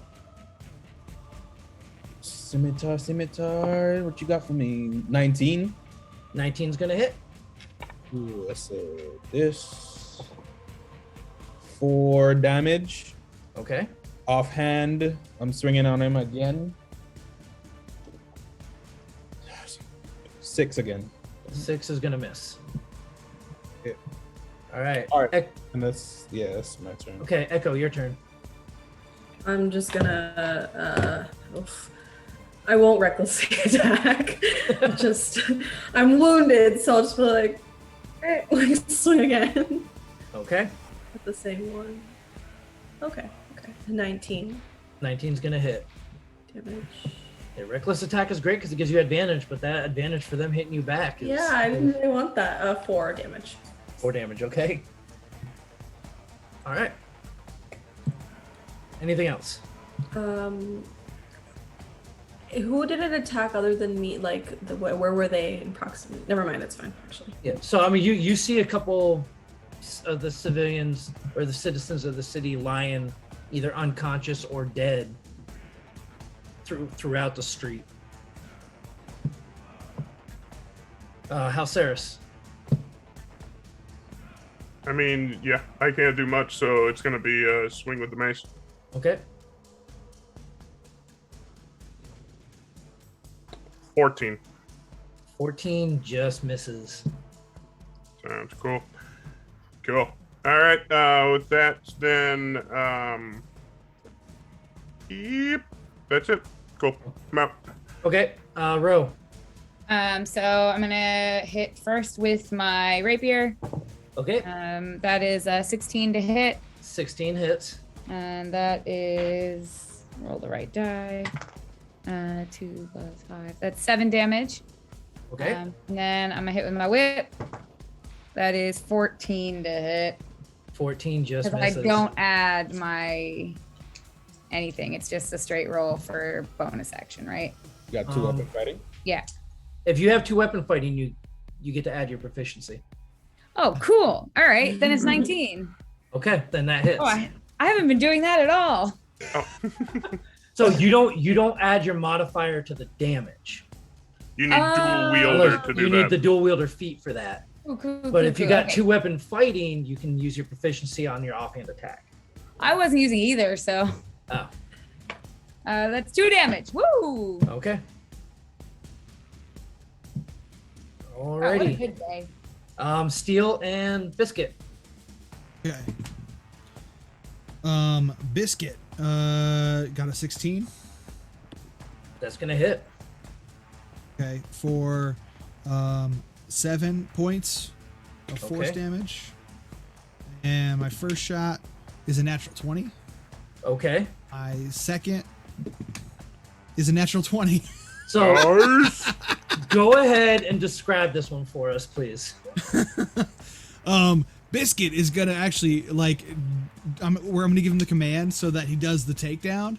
Okay. And then I am going to take my 2 biggest shop hammers, and one is just going to go like straight into the chest, and the other one is gonna just smack at his head as he's coming down, and I'm just gonna watch him slump. Okay. Yeah, he just slumps down. And Biscuit is going to move to House Saris and help him. Okay. Or actually, no, who looks hurt the most? Echo, Looking around. Probably Echo. most likely. Yeah, he'll move to Echo. Okay. He likes Echo more. I mean, Fair enough.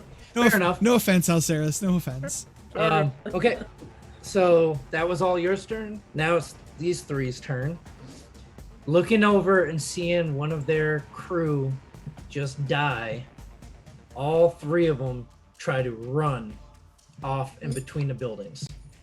So Echo, Halceris, Biscuit, and Ro all get attacks of opportunity.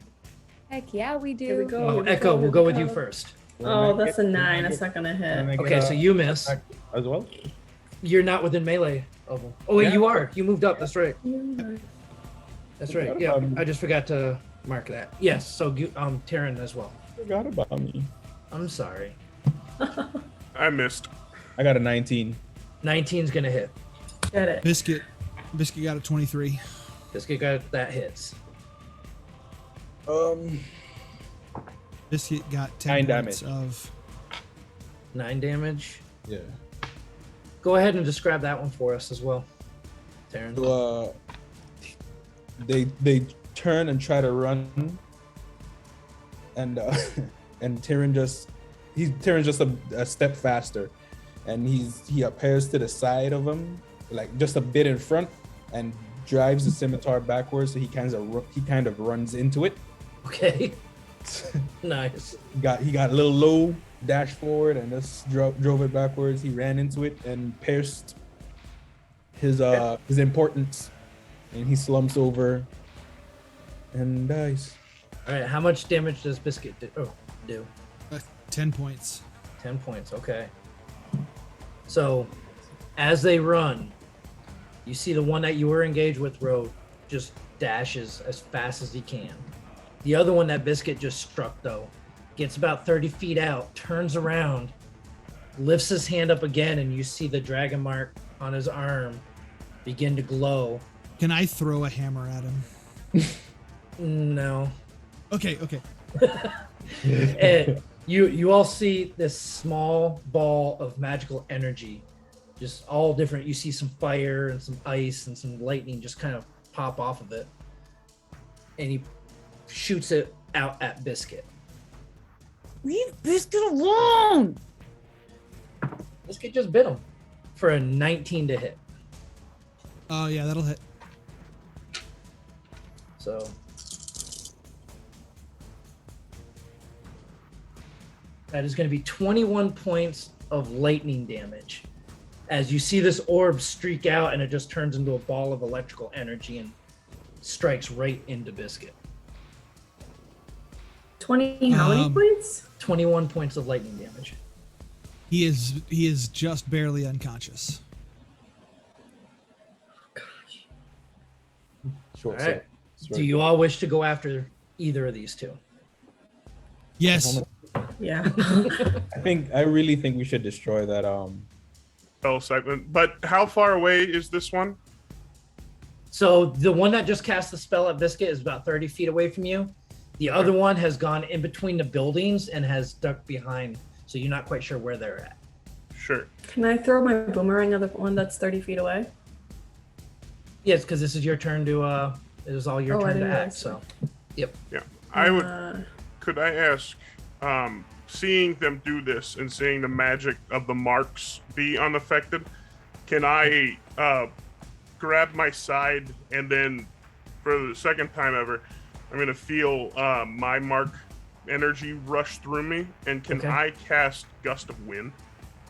So as you go to do that, you feel the energy building up in your mark, and the spell fizzles. All right. Okay. I'm just gonna seeing Biscuit basically unconscious. I'm going to just chuck the boomerang recklessly. Like I don't care. Hurt Okay. my dog. Hurt her dog. And I will do the same. I'm going to get within range. I'm gonna run after him, and I'm gonna throw. And is there any? There's nothing added to this roll. Just your dex modifier. Just my and regular proficiency. Yeah, But, yeah, your normal. Yeah. No. Yep. What? A 19 to hit. 19's gonna hit. Go ahead, give me damage. Non-lethal. Hit It's him. not it's a 4 damage. It's not enough. Boomerang. Okay. All right. Steel. Okay. I got a 18 and a 19. Those both hit. Go ahead, give me the damage. 2 and 3, 5 points of smashing damage. Okay. Yeah. As you see the two hammers strike him, you see Echo's boomerang also comes by and smacks him across the head. Just spits blood out all over the If ground. he's still alive, can I charge and tackle him, or like just try to knock him over? Yeah, you haven't attacked yet, right? No, I have not. Yep. Okay. Yeah. I think Go you could ahead. just shoot him. I'm gonna do Hellceris' non-lethal force, non-lethal. So- Okay. Nope. Non-lethal's not on the table right now. Give me an attack roll. See if you can grapple him. Goot. So that's plus what? It's gonna be your dex and proficiency. Dex and proficiency. Yep. Cool. So that's 14. You just miss him. He's able to just wiggle out of your grip. I think Hellceris, I think you're the only one that hasn't. I tried to spell. Me- Oh, that's right. You tried to spell. Ro, did you Me? try anything yet? No, I didn't. Okay. I am going to draw out my rapier, whip out my crossbow, and fire one bolt Okay. Give me the attack roll. because it's a regular crossbow now. Mhm. It's an 11 to hit. That misses. You Yep. see the bolt just go and stick into the side of one of the buildings. Okay, that's everybody. So you see him spitting up more blood. He turns around and runs off into the Get an buildings. opportunity attack. You Steal do. him. Yep. I'm gonna slash at his ankles. But I'm guessing I try to tackle him, so I'm like closer to the floor. Okay. Take a slash at his legs, and that is a Get that- dirty get 20. that- Yeah, get that Achilles. Okay, so Dirty 20, go ahead and describe this one for us as well. He was at 1 hit point. Goodness. So I see him. Wait, do you turn- want to attack him or? Okay, I can't say anything. Nope. I don't know. He slashed at his ankles. What do you do to him? Okay, this is what I want to do instead. So I see him. I'm kind of like on my hands are on the floor. I'm reeling from missing him, and I look up and see him turn and run, and I leap forward. Oh, you swung at him with your sword. You slashed at his legs. Yeah, Right. I'm jump. I'm halfway on the floor, so I jump forward with the sword out, and Okay. I catch him and impale him with the scimitar. Okay. Yep. So he is now lifeless in your grasp. I pull out the scimitar, slash the blood on the ground while holding up by the back of his collar and just throw him down and say, one time I try non-lethal. I am trying to assist Steel. Can we make repairs quickly? Not quickly. I am sorry. You have time. I'm gonna pick up Biscuit and carry him inside the shop and set him down safely. Okay. Can we go investigate the? We need to Siphon. go find the siphon Yeah. now. I want to check the body. Yeah, that's what I meant. I want to go. I wanted to check the to see body if and we then could, go back to the floor. find So I'm sorry, I didn't Sorry. catch. the What are you looking for?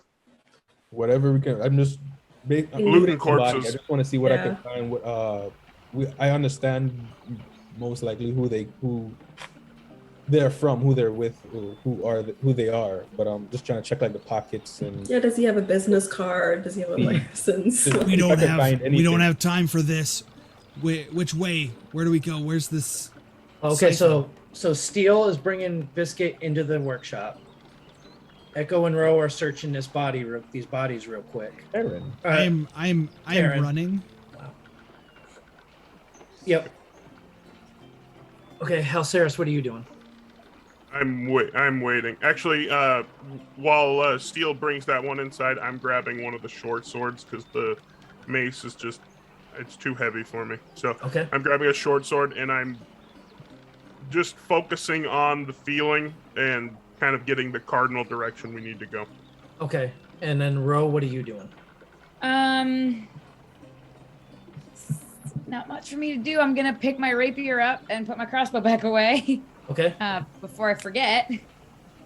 And then I'm just going to hang by Halceris. Okay, so Taryn and Echo, go ahead and give me investigation checks.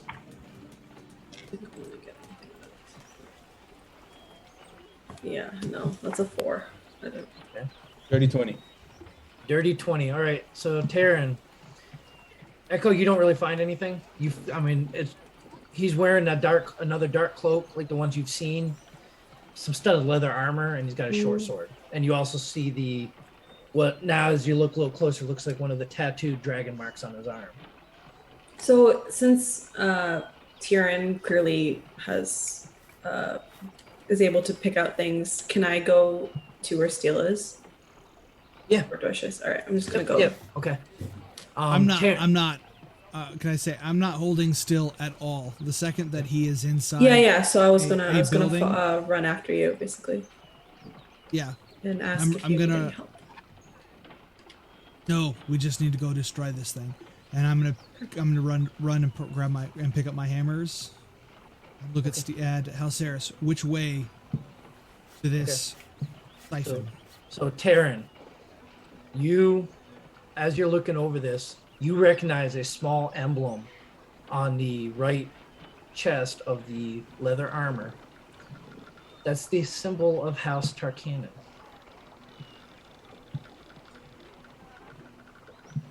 Figures. That's all I find? Yeah, the leather armor, the sword, the dragon mark. They're not carrying anything else on them. Figures. All right. Halceris. Yeah, I go to pick up my bow and Okay. tell Sarah's like, all right, which way? So Halceris, go ahead, give me an Arcana check.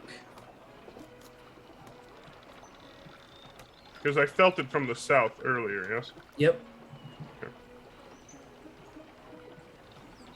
Oh, frack me sideways. It wasn't 18. It is a 6 total. So there's something about this where the energy seems to be coming from multiple points, but you can't quite pinpoint any direction. Well, does he get advantage because I'm helping him? So at first, no, because he was doing this while you were bringing Biscuit inside. Okay. I still can feel it slightly to the south, but there is a lot of interference. This appears to be larger scale than I thought. Let us head south and go where we last saw. Just pick up and run. Deal is running, hammers in hand, running. I'm following. Can I make an interjection? Can you what? While we're running, can I make an interjection? Where were we exactly? We're by the Builders Guild, right? Yes, you were at the Builders Guild, which if you look at the map for New South. Seer is building number 6. And okay, so when Halcera says he is a lot of interference and it's much larger scale, I said, do you think those X's had anything to do with it? The spots marked on the map. as far as I know, Spell Siphon has a large enough area on its own. It does not require multiple applications. You're the one that said that. A lot of interference, but all right. Onward. Could it be possible? Yes, but would be a lot of redundancies. Go ahead, give me another Arcana check, this time with advantage.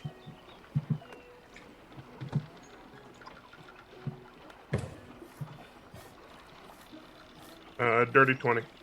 With a dirty 20, you with what Taryn just told you and refocusing it with everybody else trying to help you kind of feel this around you, you get a sense that Taryn might be onto something here. And that maybe those X's on that piece of paper you found might be potential locations for spell siphons. Because you sense the one just to the south of the Builders Guild, but now you can kind of pick up coming from north of you and from the east. And it almost feels like interlapping fields, which is what was kind of interfering with you figuring it out before. Sure. And yeah, so in my brain too, these things all have a radius of essentially a mile. And so there's just... Yeah, it depends on the make of them. Some of them are miles, some of them can go up to 3 or 4 miles. It just really all depends on the size and the magnet and the power source and all that. You may be right. I'll pull out the sketching. Okay. It's possible. Let's head south now. Okay. And yeah, I just run to where that mark is. Okay. So as you all go to head in the direction heading to the south, you kind of feeling the concentration of this anti-magic zone getting stronger and stronger on you. And you come up to a 2-story residential building. Really quick, I want to say before we ran off, Okay. before Tyrion ran off, I wanted to grab my bow that I dropped. Yep. Yeah. In the door, kicking it in. Okay. So you kick in the door and you walk into an empty room. You see wooden floorboards kind of cracked, dust just coating the entire floor of this, what looks like it may have been a living room at some point. You see a fireplace off in the corner with no fire in it, no wood. There's no furniture in this building at all. And you see a staircase going up to your right. I'm You up the search down stairs. here. I'll go up. You search here. Yeah, you go up. I'll search down here then. I go Okay. up with Alceris. Okay, you're going up with Halceris. Echo and Ro, what are you doing? I'm gonna kind of like gesture to Ro to stay, and or gesture to Echo to stay, and I'm gonna go up. It's I guess I'll stay. Okay. You're talking to yourself. ready. Wow. So for the group that stayed downstairs, go ahead. One of you go ahead, give me an investigation check with advantage, and same thing for the I'll group take that it. went upstairs. Yes, please. I understand. What are we? Like one what's the person's doing it with investigation? advantage. Yeah, one person for the group with advantage. Natural Investigation, 20, right? total of 25. Okay. Alceris, you going or Tyrion? Sure. Take it, Tyrion. Just make it Yeah. investigate I'm gonna say Yep, investigation, with Come on, advantage. let's go. Alceris, you roll it. I got it. With my dice, it has not been good this time. I don't got it. I do not got it. I rolled this 10. Okay. And Yeah, that's the highest. 7 or a 10. So there's Okay. that. So, and you are upstairs, right, Taryn? Yes. Yes, I Okay. am. So as you all are looking through, you see a few rooms up here that were probably bedrooms that are all completely empty. And that you don't find anything except just dust and dirt. However, Halceris, you said you rolled a natural 20, right? That was Deal. me. Or steel, sorry. So as you start searching through this room, over in a corner, you find a small little, what looks like a mechanical device that has almost what it looks like 6 daggers kind of going through it, or 3 daggers, I'm sorry. 2 of them coming down and across, and 1 going across the middle. And you just feel this overwhelming power pulsing from this little totem you found. I want to deactivate it. Can I use tinkering tools? Go ahead, give me tinker check. I'm gonna just stand guard in case anything like blows in his face, and I'll be ready to like push him out of the way. Okay. Look out the window. 24. All right, 24. You're able to get into this mechanism and you're able to shut it down. As you do that, And the then I begin energy just smashing it with hammers. Okay. Yep. So you start smashing it with your hammers. As you deactivated it, you felt the field of anti-magic around you kind of go away from this one, but you're still feeling pulses coming from other directions as well. And I think I try to cast a mending cantrip. Okay. The spell fails. So as you all sit there in this abandoned house, you found one of these totems that seems to be preventing the casting of magic. That it's a good place for us to go ahead and stop for this evening, and we will pick up from here next week. So, yeah. So, what do you think, players? What's going on? I mean, it kind of takes a little bit away when you can't cast spells, huh? Oh, yeah, not really. The cleric. I mean, not the ability to not cast spells. Or, I was excited. To a full caster. It Brand new. really. Go get a cup of coffee for the last part of this part. I was excited to use my brand new bow, but you took it away from me. You took it away from me. You took a lot of things away from us, like Biscuit. Oh, I didn't take Biscuit away. He's just taking a little nap.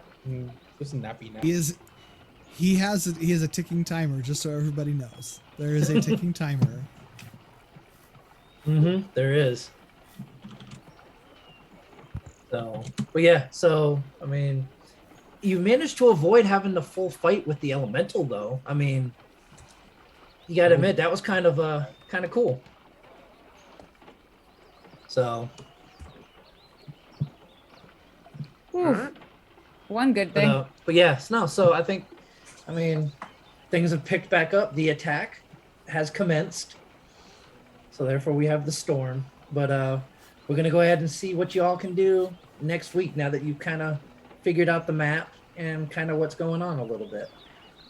But before we go ahead and call it complete quits for the evening, we're gonna go ahead and we just got a few quick reminders for everybody, and then I think we're gonna go over and do a raid. Go say hi to some of our friends out there. So don't forget to go subscribe to the Games Tavern YouTube channel right now. Subscribing is free and you don't miss any of the action. Your likes, your positive comments, everything that you guys do over there helps bring more people in and get to start watching the show. If you're brand new to the show, go subscribe to our YouTube channel and go catch up. Watch all of the other things that our Dungeon Master does to torture us. And really quick, the winner of the Digital Player's Handbook from D&D Beyond is Irish Lad 515-05150. Congratulations. The Tech Goblins will reach out to you on Twitch to get the information and send you your awesome prize. Can you say that 3 times fast? Yes.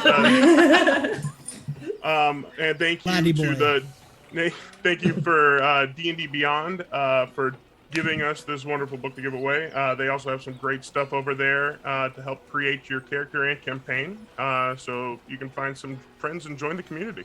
Yeah. Y'all, we would just like to remind you to go visit shardtabletop.com and check out their virtual tabletop system. We're super excited here to start using it on the stream soon. Just don't forget to use the promo code TGTSHARD20, it's all one word, to save 20% on your sub. Players are free. Yep. All right, guys, be sure to check out our friends over on the Velcon Week as they explore the secrets of the realms below, as they contend with powers of Fairzress and the curses of demonic shrines while seeking the friendship of the Sverniblin. Let's try to say that 3 times fast. Those first Neblin, the Underdark gnomes. Yeah. Sverniblin. Catch them every Tuesday, starting at Circle 7 p.m. Eastern and 4 p.m. Pacific, right here at the Games Tavern. And right after that, like immediately following the Vulcan Weave, is our newest show, The Mists. Right now, the Mistwalkers plunge into the fetid depths of a living, breathing domain of dread. Entering the festering wound of an ancient titan, they seek answers, riches, and a way out of this realm of insignificance. A lot of exciting stuff going on here at the Games Tavern. Definitely glad that you all could have joined us this evening. We look forward definitely to seeing you all next week as we find out what is really going on here in New Seer. I know I can't wait till next week. I know you all can't wait till next week, but we got a week to go. But it's been a pleasure having y'all here, and I look forward to seeing you later. Have a good night, everybody. Bye, everyone. Bye.